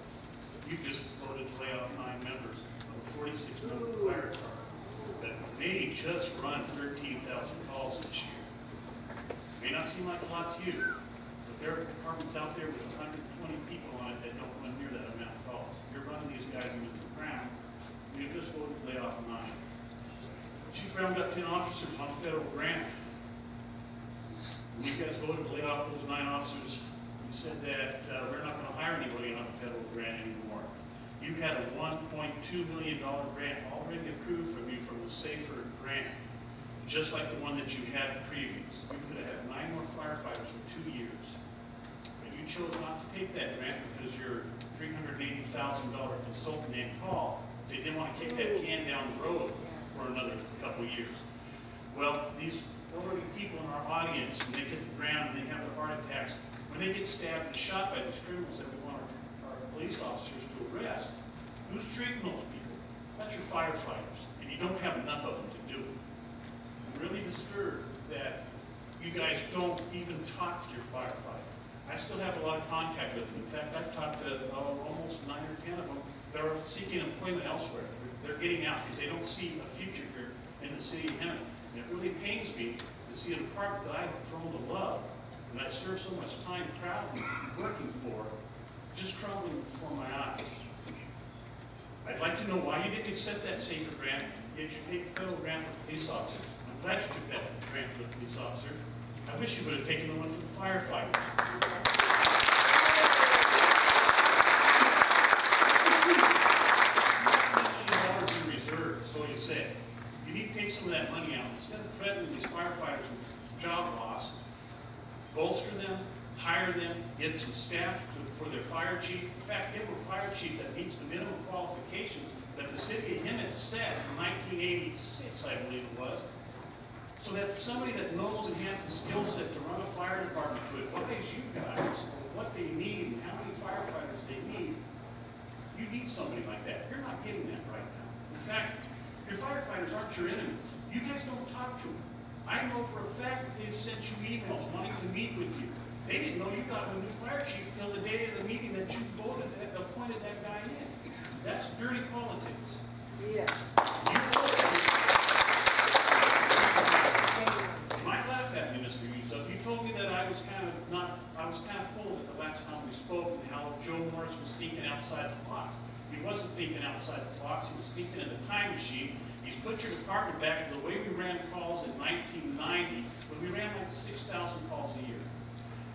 They're running 13,000 calls a year now, and they need some help, and they need it from you guys.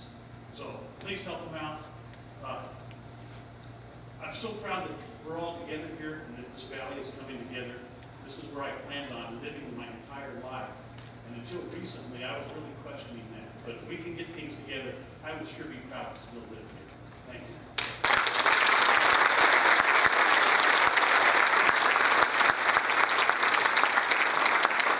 Bobby Christie next. Bobby, are you still here? There you go. You didn't think I'd leave that easily, Andrew, did you? No, I didn't. Welcome. My name is Bobby Christie, and I'm very proud to live in Hemet. Have been here for 30 years. The Valley is my home, not just Hemet. I work for a local bank, and I don't turn customers away that live in San Jacinto. I did want to speak about one thing specifically, but there's so many issues that I could talk on. My husband is a fire captain who is a dispatcher in San Diego. So what I really wanted to concentrate on was dispatching. Why I bring that up is because we've stood up here tonight, or sat here and listened to so many people say, the police don't get there on time, that's not important enough, that particular situation doesn't matter. But it's not the police officers that make that determination. The dispatchers are taught how to respond. They know what is an emergency crime, what is going down, and how to respond to it. So as the public, I don't think enough people have been taught how to respond when you make that phone call. So when you call 911 on your cell phone, it doesn't go directly to your local dispatch company. It goes to a general command center, and then they're going to transfer your call. So as seniors, they don't understand that this is what's happening. They get befuddled. They need to be taught. We have a local TV station here. Hopefully some of the reporters are still here from the newspapers. Do some training. Do some educating. Let people know how to use our 911 system, whether it's a emergency call or if they just call the phone number. As far as the fire department, we've lost the fire department from our east end of town, and that was a crime when that took place several years ago. Some of you know that my husband was on city council. He was voted out when the tax was approached. I understand that, that's all part of politics. But the people that won lied when they said, there's no crisis coming, we don't need that money. It wasn't true.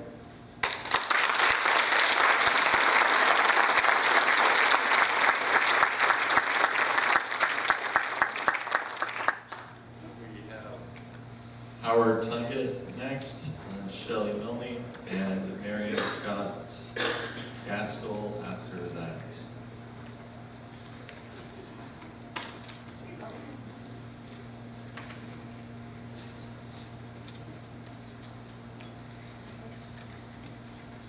Thank you. See all those empty seats? They gave you their 2 minutes. I'd like to talk to you about a poison that is being put on a field in both the city of San Jacinto and the county. Been following this quite a bit here lately, and there's no regulations currently. This farmer, Ag Empire's, got 7 locations within the city of San Jacinto where this deadly poison, it's a pesticide. The warning labels on it says fatal if swallowed, inhaled, absorbed through the skin. Do not breathe the dust. Do not get it in your eyes, on your skin, or clothing. Again, this is put on in a residential area, right next to parks and homes in the city of San Jacinto and the county. I think you should put some kind of regulation on this. And again, this is occurring currently within your city. The other thing I'd like to talk about is Supervisor Stone. I went to your meeting up in Anson a couple weeks back where you stood on your political podium and you talked about what you were going to do for code enforcement in the county. There were certain things that you offered up to those Anson residents and refunds and cleaning their slates on code enforcement. But you talked about only using those in that area. And earlier tonight you talked about favoritism. But why don't you apply those same rules to our area, to the entire area, Mr. Supervisor? There are properties in your district that I know for a fact that you and your code enforcement department and you personally have received complaints where you've taken no action. They're in plain sight, and yet no action. But then there's other times when you use the county's helicopter to circle people's backyards, and then you fine them thousands of dollars in code enforcement. What's up with that, Supervisor? There's a double standard, and apparently there's some lower class citizens in your district. You should use equal enforcement and equal billing practice. Just because you don't like who's doing the complaining or the person being complained about is a political donor of yours. You should use the equal enforcement. The last thing I'd like to talk about is people came here to get answers. And I understand more than most how this political process works, and you can't respond because this is public comment. But I'm hoping you wrote down everybody's questions. City of San Jacinto is good about this. You get back to it at your next meetings about what people ask. I hope you've written down all this. You've had now 2 meetings to listen to people. So write down those questions, agendize those items at your next meeting, and answer their questions.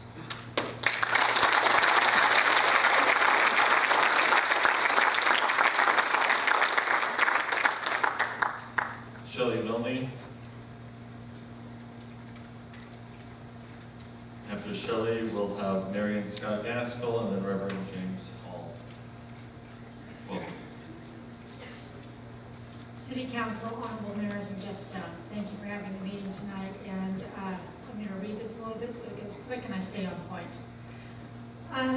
The City of Hemet is in a crisis and at a crossroads. We are either going to conduct business as usual and go down the drain, or we're going to make bold changes and rally behind leaders who aren't afraid to ruffle a few feathers. Unfortunately, the action that 3 of the 5 Hemet City Council members took last night is an unfortunate signal that Hemet has no desire for real change. Rather than hire an interim city manager with an outstanding record and a regional reputation for accomplishment and excellence, Mrs. Krupa, Mr. Foreman, and Mr. Russ voted the way the good old boys in the public safety unions told them to vote. I know that Mr. Orm is a very nice man, but he is not a wartime city manager, and Hemet is at war right now. I think we've all seen it. He has 0 economic development experience. In fact, he only recently was elevated by what I believe was a very weak city manager to the job of assistant city manager. The City of Hemet passed on Ron Bradley last night in favor of Mr. Orm. Mr. Bradley has been credited for the making of the cities of Temecula and Murrieta the cities that they are today. And I've seen the people on the blogs comment on him, why Hemet isn't more like him. Well, we'll never know now why. He was willing to do the job for the same fee as the Hemet's former city manager, and he was willing to start immediately. To all of those concerned citizens who don't have a political or economic agenda and who truly want to change in our city, please ask yourself why this vote went the way it did. Better yet, demand an answer from those who cast the votes. I believe it's because he wanted to open the books, find out what's really going on, and get real economic change and feasibility for the citizens of Hemet. Thank you very much.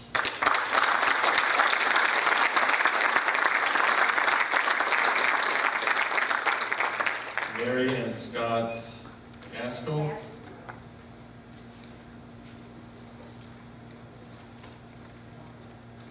Reverend James Hall.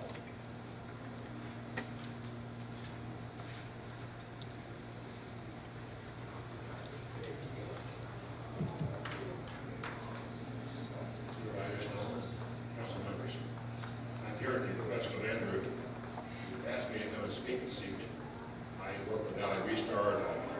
volunteer there and I do community outreach. I wanted to bring one of the programs that we have to you, since he asked about it, and is interested in it, and that's our Pick at Home program. We started it some years ago with help from Central United Way and the City of Emmett. Both donated to it as well as other residents. What it is we give bus tickets home, we pay for bus tickets home for people who are on our streets who have someplace to go. We don't just send people just to get rid of them to somebody else's problem. But when they have someplace they can go to and we check it out, then we find the money we can and send them there. We put them on the bus, we pay for the ticket, we give them food to eat so they got some food to get there, and we encourage them to get there. So far, we haven't had any come back that we know of. We've been doing it for many years. We've put thousands of dollars into it. The city of Emmett has put a lot of money into it over the years. United Way, San Jacinto some years ago put some money into it. So Andrew had asked me to come and talk about it because he said he thought there were individuals in the city who would have some money. The last few years, it's been funded by Jeff Stone, and his money that he's given to us and donated is right now, and we appreciate that. Because we figure this is one way of getting some of the people off the street who don't want to be here, who cause problems because they don't want to be here. We get rid of them. It's not a solution to everything. It's just one more facet. We invite you to come to Valley Restart or people in the audience to see what we're doing. There are a lot of misconceptions about what we do. We do check people. We check all the we do not take parolees. We are very clear who we take and who we will not take. And we also, I want to make sure everybody knows, do not give money to people who are asking for it. We do not encourage that. Never help people. Stay here and ask for more money. Use the card, give to us, let us sort them out. Thank you.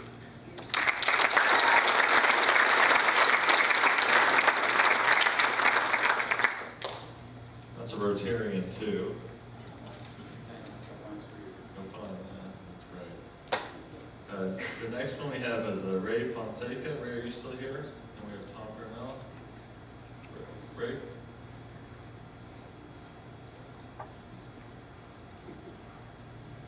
Good evening, honorable councilmen of both cities, San Jacinto and Emmett, and mayors, and good evening to the distinguished supervisor, Jeff Stone. And thank you for your courage. Some of the ones that I read that you accomplished. At any rate, always rise in respect to support for the police department, the rule of law. And I've done it for years. As a member of the Lions Club for several years and hundreds of hours of volunteerism. We were able to provide for $26,000 through our region and many donors to procure 2 narcotics dogs that Emmett had. At any rate, I'm here to make sure that you guys consider having a narcotics squad so that they address the rule of law towards the root of the problems. Many of the crimes that are committed today. I believe that the major issue there is the nation of drugs and that kind of thing.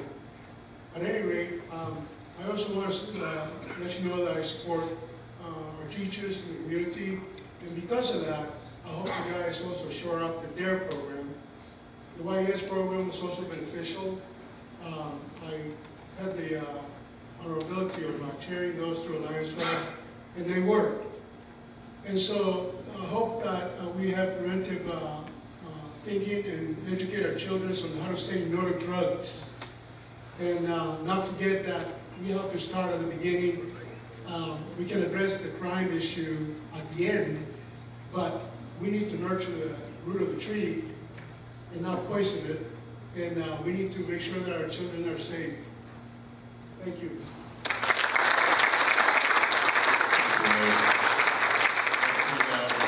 Tom Carnella, and then Richard Avila. Welcome, Tom. Good evening. As I was sitting here getting ready to talk, I was thinking about my wife and myself, and I consider us really, almost really a valley-wide couple. We own a home in San Jacinto. Our grandchildren go to school in the San Jacinto Unified School District. We spend most of our disposable income in the two cities as well as throughout the valley. And we live in the Val Vista area, which is Corsicana County. My comments are really directed to Jeff. We had a gentleman before me asked about specifics, and last week I did talk about specifics and the Stater Brothers Shopping Center and New Chicago and Florida Avenue. But tonight I want to speak about something that has developed just since last Tuesday that came to my attention. We had in the city of Hemet, on Yale Street, south of Florida, what someone might call a disposable site or a recycle site. That has been relocated in part to the Val Vista area now. And we have the corner of 5th and Florida Avenue, a very ugly visual situation next to a beautiful bicycle shop called Casino Bicycles. They put a lot of money into their shop, but now we have this dump at 5th and Florida. We have tires, cars, cardboard, trash, vehicles of all sorts inside the trash line, or the fence line. And now, in the last 2 days, people in the community think they can put sofas, mattresses, and even a boat on the outside of the fence line. Now, we understand, Mr. Stone, that your office is aware of it. We hope it's been brought to your attention. I understand I am complainant number 34 with the code enforcement personnel. In a moment, I'm going to give a quick phone number for those that are still left about who to call, but I do encourage people to call and let code enforcement know. I would hope I could also speak to the Economic Development Agency representative here this evening, because I've been advised that either tomorrow or the next day, maybe 2 40-yard trash dumpsters are going to be delivered, apparently at the expense of the county, to help these two nice gentlemen get rid of some trash. Tom, please wrap up. My goal is to get rid of this site, and the number is 696-1606, and if you didn't get the number, I think you can find me. I'll be standing in the back. You can find me. Bye.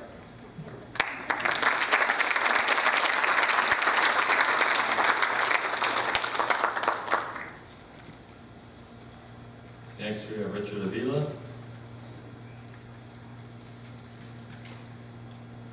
Good evening, everybody. Supervisor. My name is Richard. I'm 24 years old. I am deeply concerned as a 24-year-old for the future of my generation.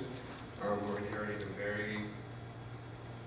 very bankrupt country, to be honest. We're $16 trillion in debt as a nation.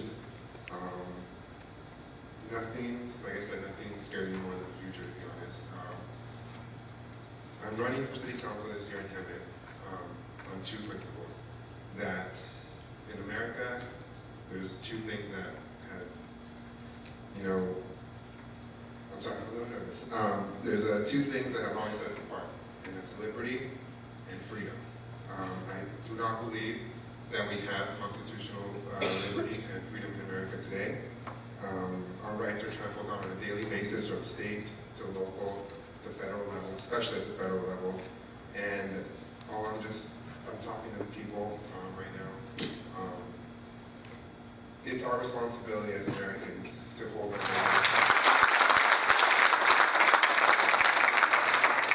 Tents are good enough for our military on Iraq and Afghanistan in 123.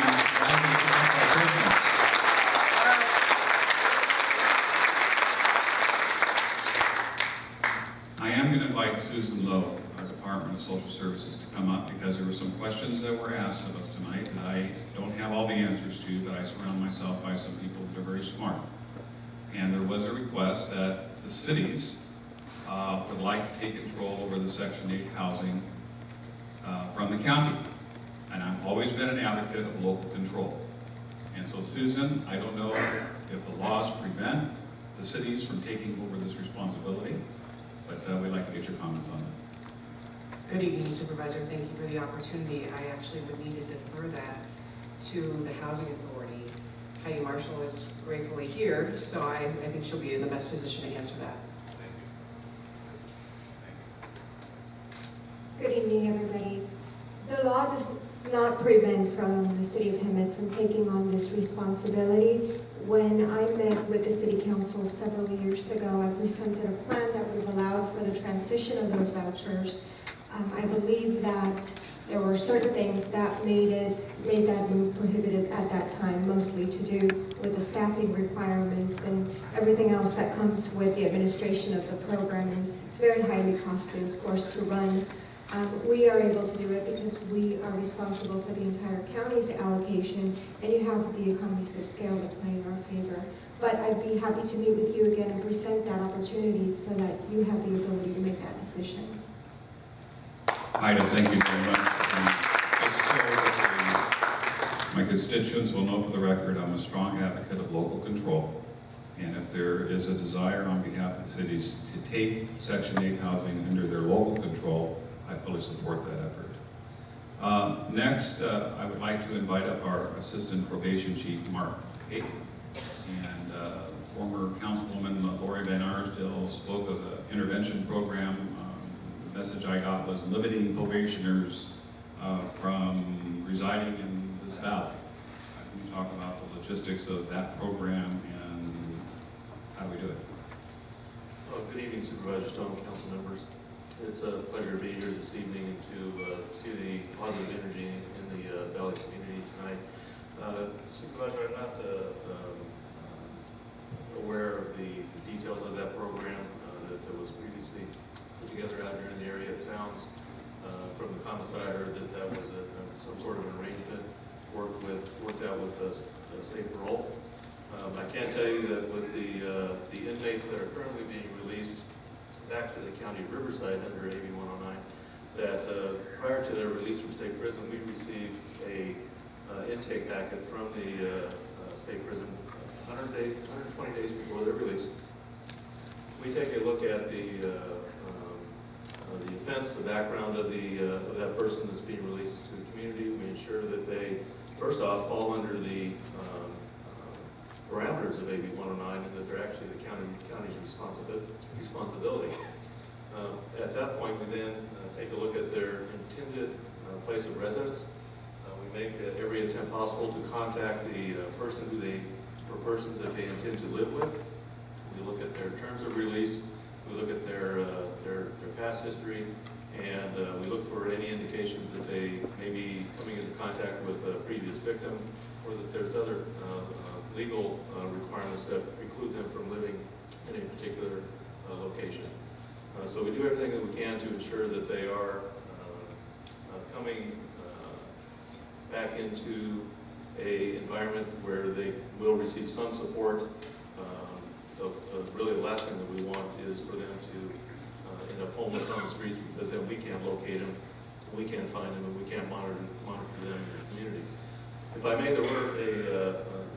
there was a comment, a public comment with regard to possibly a couple sex offender homes, and I believe the person who made the comment indicated that those were AB 109 funded. I can assure you at this point in time, the County of Riverside has not spent a dime on funding any type of housing program for offenders. We are in the process of going out to bid for emergency housing that will be available to offenders who are homeless for up to a 30-day period. We're also in the process of going out to bid for transitional housing that would be up to a potentially 6 months of housing. That would also include programs to assist them to get back up on their feet and become independent. Thank you very much. Appreciate you being here and staying here so late tonight. Just a few other issues, and I'll be happy to pass the mic. We have a program called Graffiti Busters in the County of Riverside. For those of you that may not be aware of my past as a Temecula City Councilman, I ran on the issue of graffitis. I didn't want to have graffiti gangs in the city of Temecula. I believe that graffiti should come down within 24 hours of it going up. We have a county vehicle that has paint managing materials, sandblasting equipment that will go out, and our goal within 24 hours is to get that graffiti down. So please call our office, and I'd like to give you that number. I have cards here for anybody who'd like to have the cards. We have a toll-free phone number, although we're local here in Hemet. Hemet is 791-3490, but if you live outside the area and you're visiting here tonight, 866-383-2203. I'll leave a lot of cards. Yeah. I'll be happy to leave you some cards so you'll have all our information. We want to hear from you. If you see graffiti, please report it, because if we don't know about it, we're not going to be able to get out and get it clean. And two, if you believe that there's a sexual registrant that is living in a neighborhood that doesn't belong in that neighborhood, let my office know.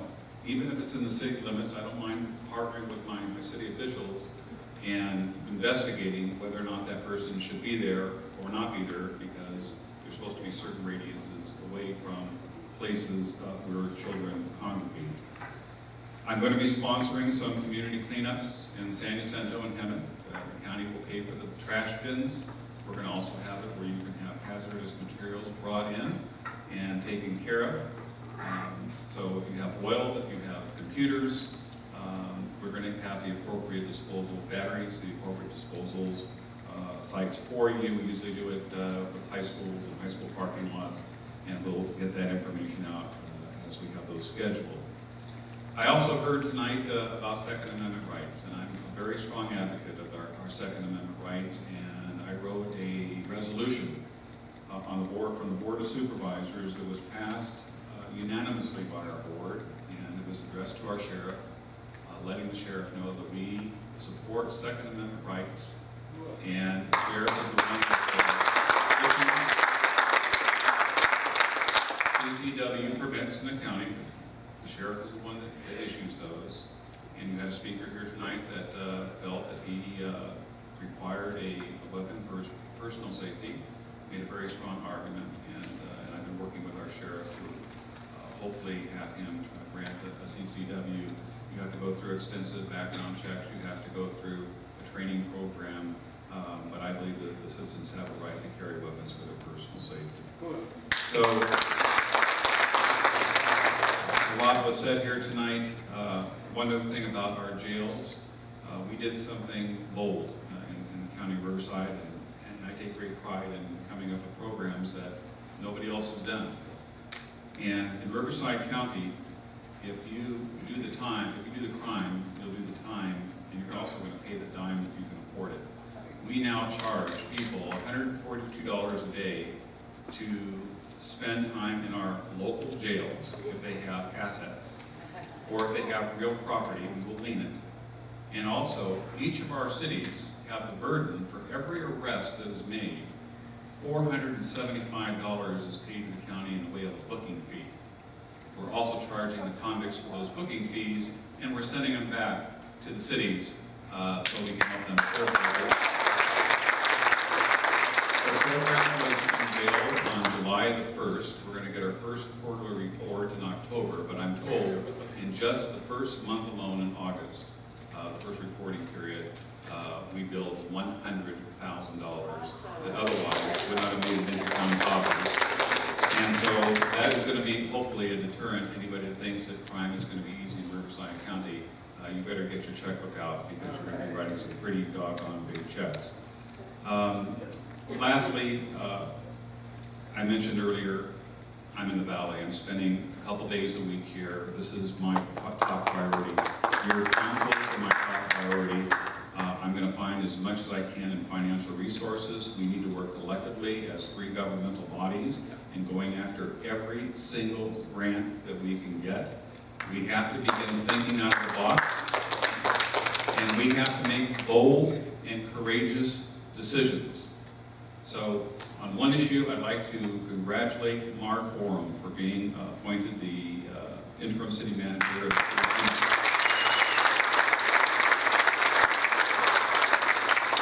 I also made recommendations that the city of Hemet considered for the interim position. A gentleman by the name of Ron Bradley, who is UCLA educated and Harvard educated, has a degree in finance, used to work for the La Mesa Police Department, used to work for San Diego Police Department. Probably one of the finest city managers I have ever worked with in my 20 years of public service. I bring this up only because it's unfortunate that when you you believe in doing something for the benefit of a community, and you upset some of the powers that be that vilify you. If you read some of the blogs, that Jeff Stone wants to take control of the city of Hemet, which is the last thing I want to do. Or that my planning commissioner is engineering this to take over the Hemet City Council. It's unfortunate with blogs is that people can't put their names behind those ridiculous comments so they can be held accountable for their ridiculous, outlandish comments. I think that Ron Bradley would have been an excellent choice for a city in turmoil that would have brought world-class experience to making very critical recommendations, tough decisions for city council to have to entertain.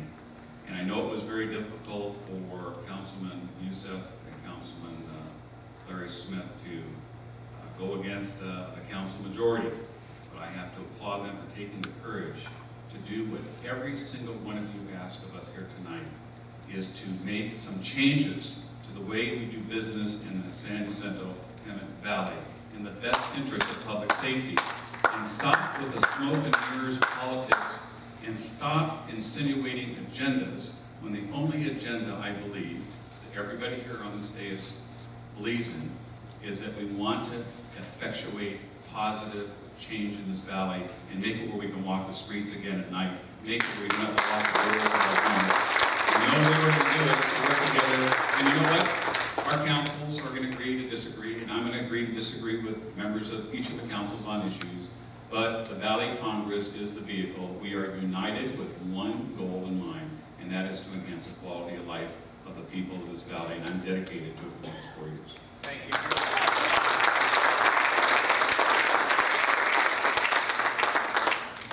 Again, I want to thank each of you again for coming out here again for a second time in 2 weeks. And thank you to each of you that stuck it out to hear some of the things that I want to follow. I think it's important to know that each person up here lives in the city that they serve. I live in Hemet. I know my colleagues live in Hemet on the city council, just like the San Jacinto City Council lives in San Jacinto. The key is that we live in one valley. And one of the things as I was taking notes is I kept tally marks and tick marks of general themes. And there was a couple of tick marks to impose a tax, there were a couple of tick marks not to impose a tax.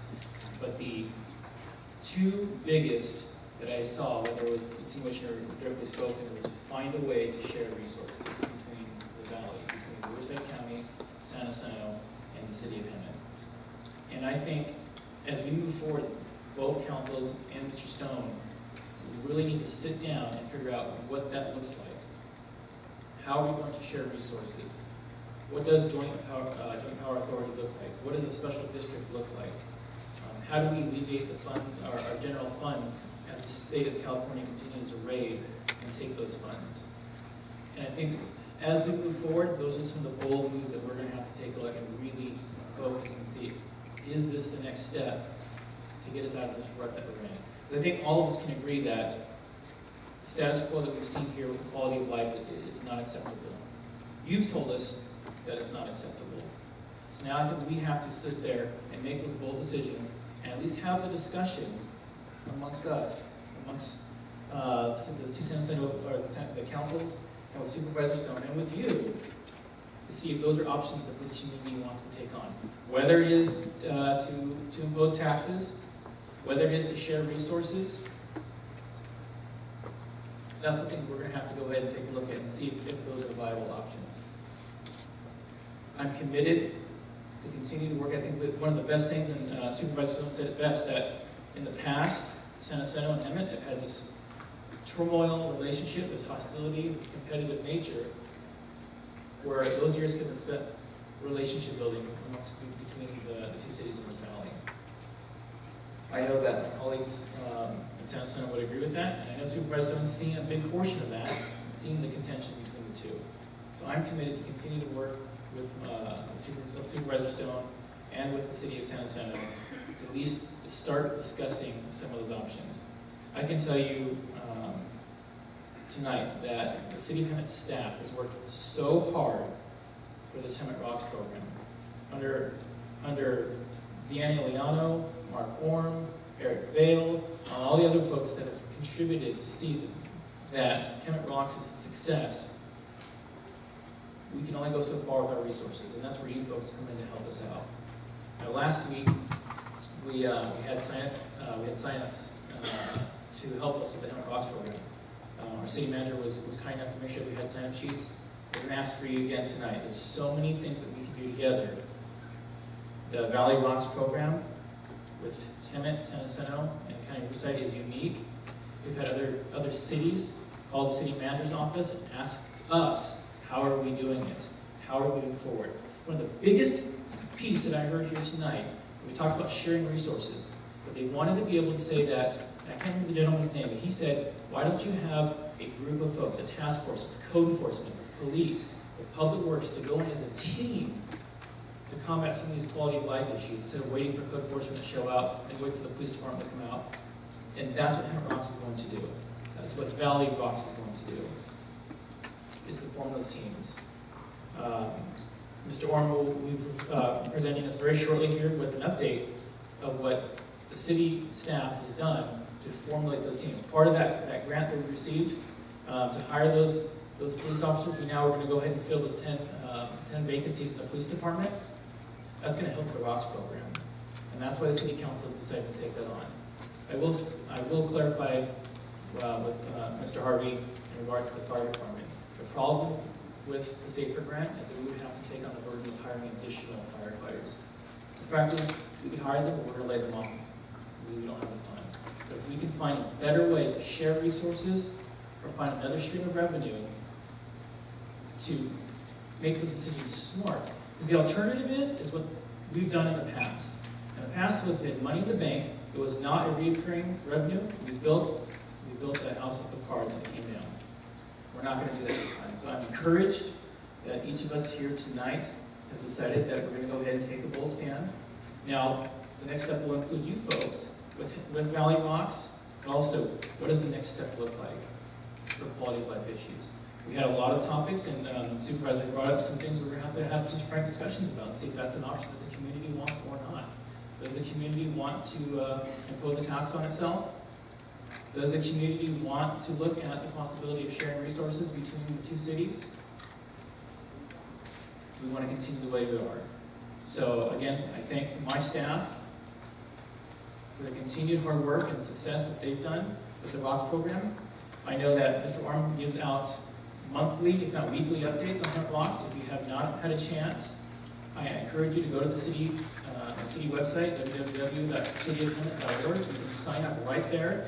You can either join the Hemet Rocks program, or you can receive updates to find out what we're doing. Again, it's going to be all-encompassing and it's going to include the Valley. So thank you, folks, and thank you to my colleagues. Thank you, Supervisor Stono, and pass it to Mayor San Jacinto, and then to my other colleagues here.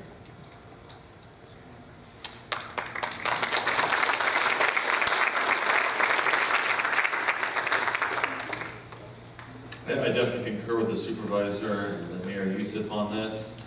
And I think our view's got to be a little bit broader too, so I'd like to kind of expand that challenge a little bit. I think we need to partner. We got to find extra capacity. We're not getting it federally, we're not getting it statewide. We've got to do it on our own. And in the Valley, what a better way than partner amongst ourselves to do that, to find extra capacity.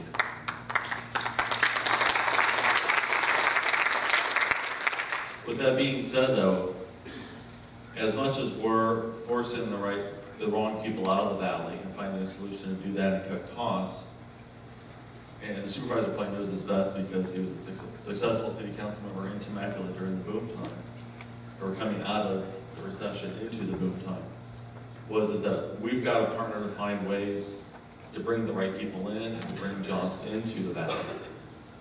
We used to use the pageant, we used to use other ways to bring the right people in and do the heavy lifting. San Jacinto City Council last night approved a consultant because we outsource a lot of things since we don't hire the staff permanently, to look at expanding our tourism program and trying to revitalize that a little bit at a time. The baby boomers is the largest piece of our population right now. They're going into retirement. It's going to be numerous years that they're going into retirement. They're retiring out of LA, Orange, San Diego. They want to be centrally located. And when we turn this corner, we need to be positioned as we're forcing these people out to attract those people back in.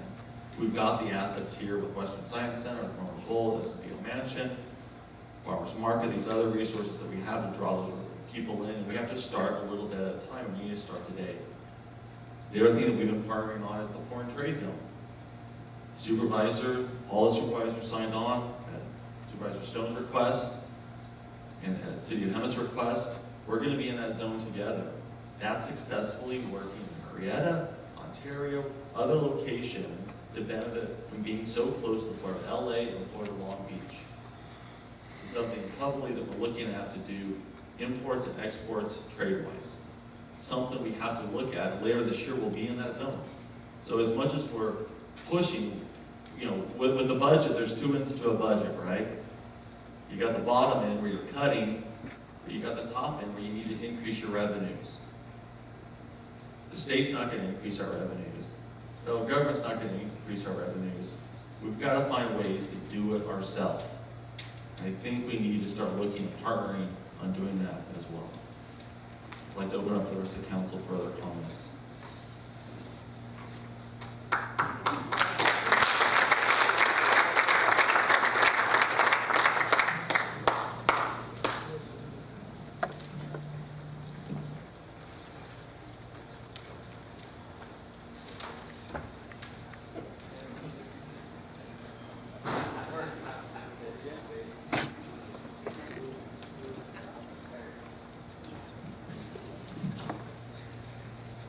Making noise.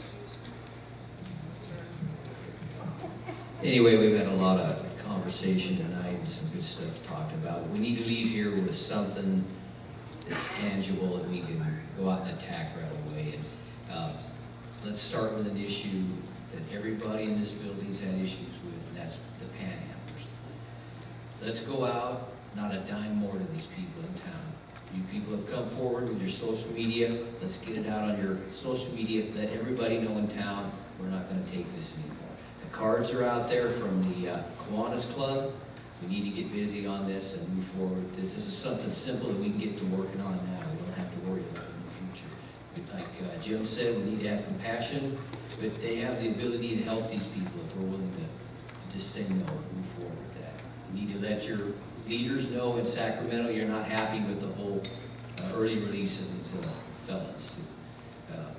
We basically have little or no control over that, but if you get on the horn, let them know you're not happy with it. They'll start to change their tune sooner or later because it is an election year. And just to let you know too, out there, for I think all the San Jacinto City Council, there is information with our emails. I think phone numbers also, city phones. If you have a problem, please feel free to call us. We're here to serve, not to be served. Thank you. Let me just make a quick invitation to each and every one of you this Thursday at the Hemet Library. Be there at 3:30 if you want to get an understanding of the Hemet Rocks program. You'll get an opportunity to sit in a small room, and we'll go eyeball to eyeball, and we'll talk about those details. I will be there. Potentially, Councilwoman Cooper will be there. This is your opportunity to tell us one-on-one what you really think about the program, what you'd like to see in the program. That is this Thursday at the library at 3:30. Personal invitation. Get involved in this program because this could be one of the game changers in our valley when we begin to implement this thing. It's my invitation for you to be there. Can you have one in the evening for the people that actually work? That would be something that we could ask staff and see if we can work that out. Why don't we get as many people to come out at 3:30 so we can accommodate you and force us to do it in the evening? Because I work too. So I'll be there if I can anytime we want to set the meeting up. Can I ask a question? I was concerned about the Ma'am, rocks. at this time, there's no more public comments. I asked 5 people and they did not know anything about rocks. They don't have an application. Why don't we use every opportunity to pass it to circulate the word? I believe there's plenty of material about rocks that's already been put out into the community, and there's awareness material on that. I know from the city of Hemet, and I believe that they can make that material available to you. Actually, the city manager is on his way over to you right now to discuss that issue. Folks, I just want to say that I'm really encouraged tonight that you guys are not the ones that want to sit in the grandstands. You want to be on the field. You want to be a part of making a difference. And when I first got elected back in 2010, somebody came to me and asked me, why do you want this thankless job? Why do you want to do a job like this? And before I had a chance to answer, they said to me, I know why, because you believe the lie. And I was like, really? What's the lie? And they said, you believe that you can make a difference.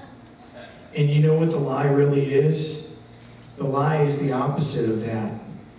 When you believe the lie that you can't make a difference, you stop. And I'm really encouraged by the fact that this type of a meeting would have not taken place in this valley 2 years ago. And when I look up and I see those flags side by side, this to me talks about a new beginning in this valley. And I'm highly, highly encouraged by that. So I want you to know we didn't come here tonight to pacify you. We came here tonight to partner with you and to move forward, and you're going to see action that takes place coming out of this meeting. Thank you so much for being part of that. I would like to add to it, Councilmember Bartel said it best, and make sure that we have action. I would like, we will go ahead, and I know Mayor Kotyak, Supervisor Stone, and our 2 police chiefs are going to meet. We're going to go ahead and discuss what those shared resources are going to be for this valley. And so I know we'll be committed to that. I know Mr. Kotyak has talked about having many more discussions and meetings in regards to having the 2 public safety departments come together, having the 2 mayors, having supervisors on to see how we can help each other and how we can share resources and share the burden to kick out these folks that are ruining our quality of life. So I look forward to doing that, and I think that should definitely be one of the takeaways with that.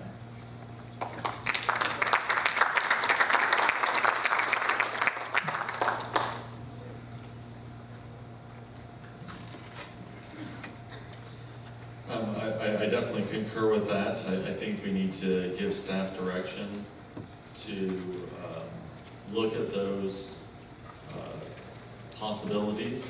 Those numbers are fairly easy to come up with. Those are numbers that we all have. It should take a matter of weeks for us to pull those numbers together and see if there is any benefit to it. If there isn't, there isn't. If there is, it's something to consider. And I think we need to do that. I would like to see us set a date to where we're going to have another Valley Congress meeting and we can share those results with the public and what action possibly can come from that. I'd like to see October 1st set for that meeting, 6 p.m. at Hemet Public Library, or 7 p.m. at Hemet Public Library, potentially. We can meet prior to that, look at the results from staff, and bring that to the meeting.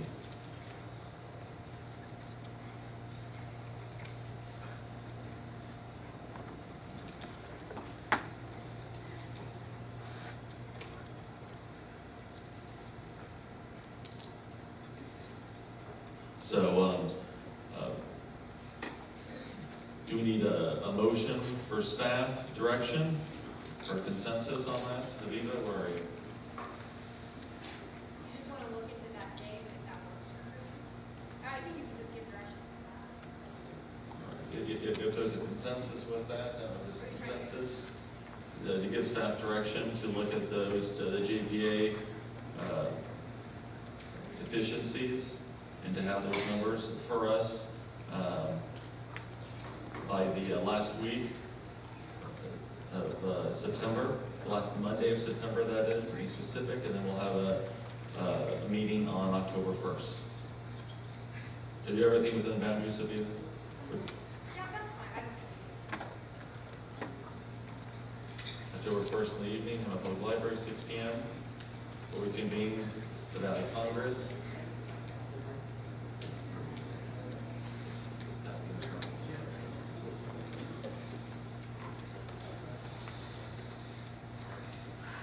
Well, wonderful.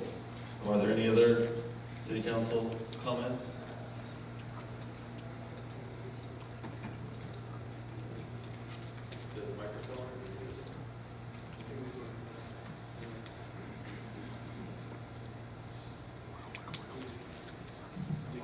Thank you, Mr. Mayor.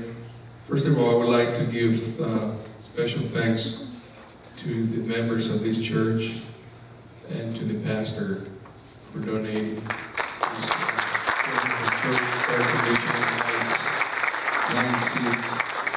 Second of all, I would like to thank every one of you for coming in. This showed me that you care for our town. And probably special thanks to the citizens of Hemet. I probably see 90% of them people here. Unfortunately, people for San Jacinto, I recognize just a very few, but they're here. And that means that they care of our city. And third, I would like to thank our board of realtors. That shows that you care.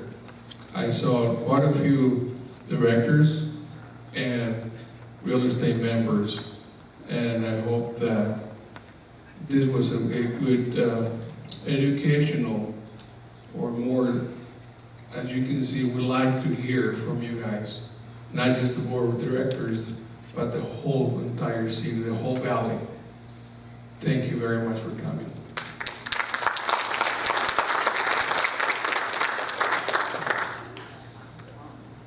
I'm not going to reiterate everything that has been said this evening. I just have a couple issues that I would like to advise the supervisor about. And I know that you guys got funding for 1,000 jail beds, for 2017. One of the problems is that as the AB 109 offenders, in the probation department, in the past year, they're trying to get their stuff together, but they have an extra $9 million that they haven't spent yet in the probation department. And I would like to see if it's possible that some of that $9 million that's sitting in that account can be brought to this valley to help our public safety issues. That's something I want to see. That money is readily available right now. And I'm starting to feel like the Board of Supervisors should take over the monetary issues of AB 109, so you get a little bit more perspective on the hard dollars that's going out there. I also, Dave Brown, I wanted you all to know, I spoke a little bit about last time, but you know how 2 minutes are. But Dave wanted a task force here in the valley for the AB 109 offenders. And all the chief of police in a lot of cities and mayors in a lot of cities signed on to get this task force done to help us with our public safety issues. So I would like to see that happen because I think that's important.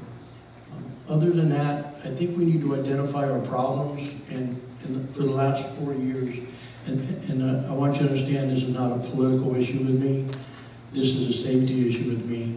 And for the last 4 years, I believe that if you have a safe city, jobs will come, people will come, your taxes, your sales taxes will go up, and you'll feel safe at home. You know, that's how I feel about what's going on in the valley. And I'll tell you a sad story, just our council got notification of it just shortly, but on Monday, a gentleman's riding his bicycle to work, and 3 guys mugged him. He's just riding his bicycle to work. And to me, I'm sorry, that's unacceptable. Okay? And so I feel Hammond's pain. Your pain is in my heart, and San Jacinto's pain is in my heart, and I will do everything in my power to help the public safety issues. But again, Supervisor Stone, if you would, because I know you're an amazing man, and I know that you could get me that money, some of that money to help get by. Okay?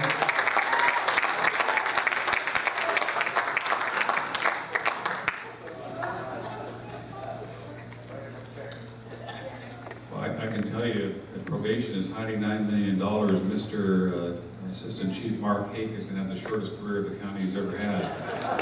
Mark, can you come up and talk about this $9 million pot of gold that you're hiding from us, please?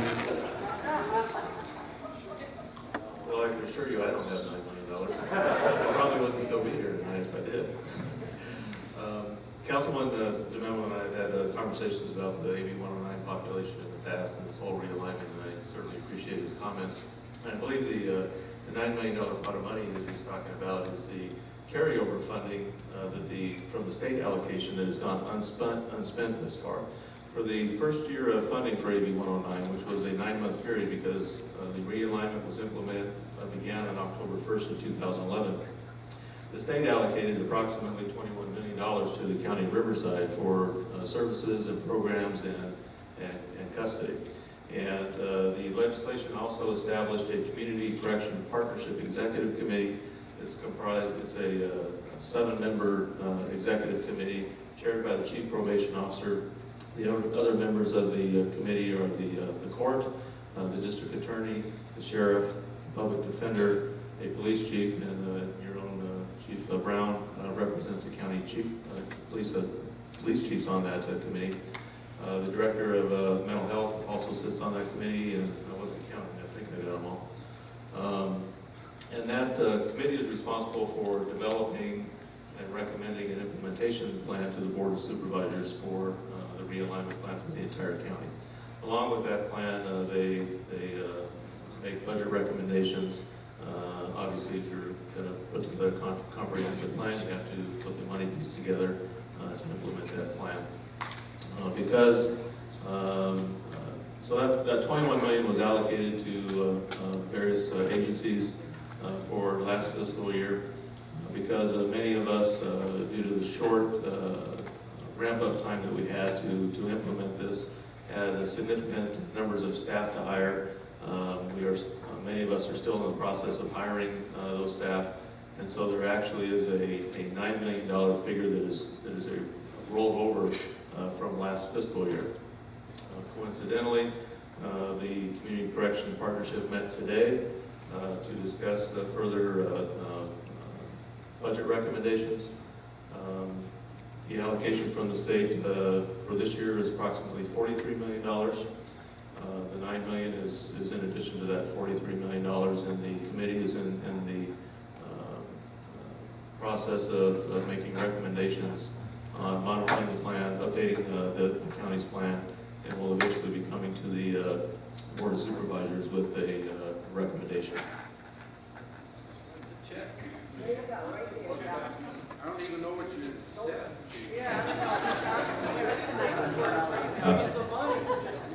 Our Chief Probation Officer, Alan Krogan, is a tremendous asset to our county. We grabbed him from San Diego County, and the State Probation Officers Association estimated that the $21 million that we received for a 9-month period of time represented only 1/3 of the costs that county probation is going to have to undertake by taking on how many more clients, if you will.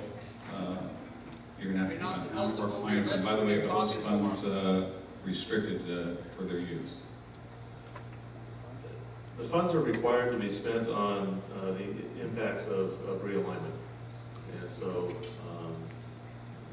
last year's allocation was divided among all of the executive committee partners. The probation department received an allocation, the sheriff's department, mental health had received a portion of that, the district attorney and the public defender, and the police chiefs for the county put together a proposal for a task force, and that task force was funded There wasn't a single agency last year that received the full allocation that they were requesting from that pot of money. And so, as we have 9 or 10 months of experience underneath our belt, we're evaluating what's worked. We have some experience now to look at.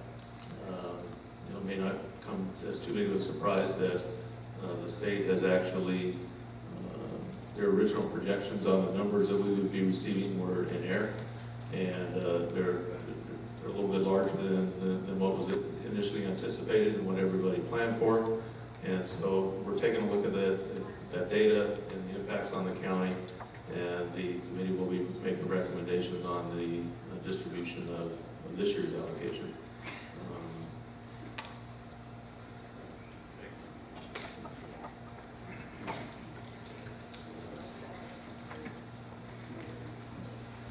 There's one more thing I'd like to ask staff to look into. We had an idea thrown out by our city attorney, Jeff Ballinger, who's going to be here this evening, but he came across a program for the 21st century to help communities do what we're talking about.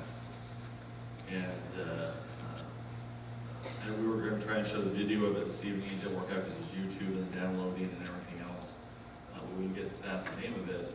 But the program, in short, is basically an online website where community members can submit projects in the community to be fixed or repaired, much like this one in Val Vista, the cleanup block that needs to be done. Community service clubs can put programs up there, or projects up there, whether it's field cleanup or graffiti, painting walls, or whatever it is. And the community can vote on these projects of which ones they want to be funded. So it could be grant money pursued for different projects to clean up, something we all can track online. You can see the progress online. As a community, we can decide what we're going to clean up next, how we can get the money, what the priorities are, and then we can all volunteer and organize ourselves to do it. I think it's a great suggestion. It's too bad we couldn't show the video, but I'll make sure that we bring the information and possibilities of the cost or whatever it is possibly back to the next Valley Congress as well. Did we ever get an answer about the $9 million?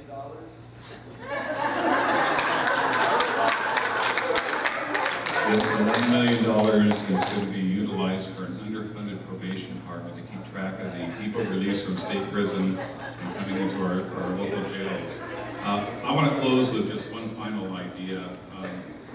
The common theme here tonight is, and I really appreciate it, is that you want to help with this effort. And one thing we did in the city when I was a councilman is we had something called the Citizens Volunteer Corps.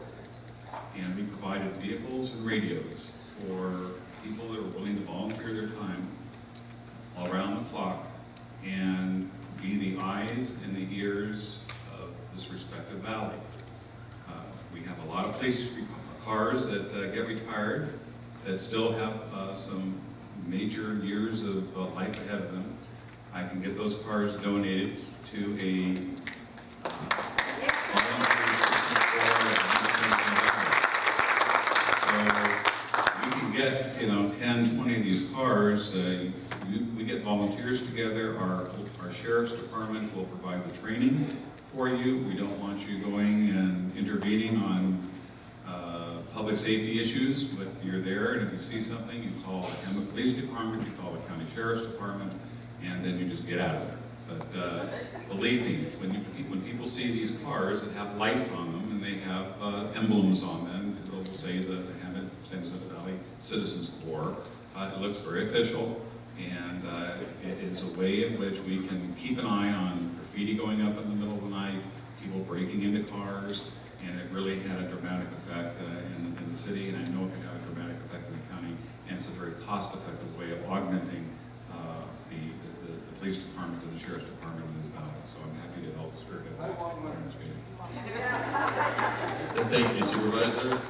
If there's no other comments for the greater good, we will call this meeting adjourned, and we will be meeting again October 1st. Thank you, and have a good evening.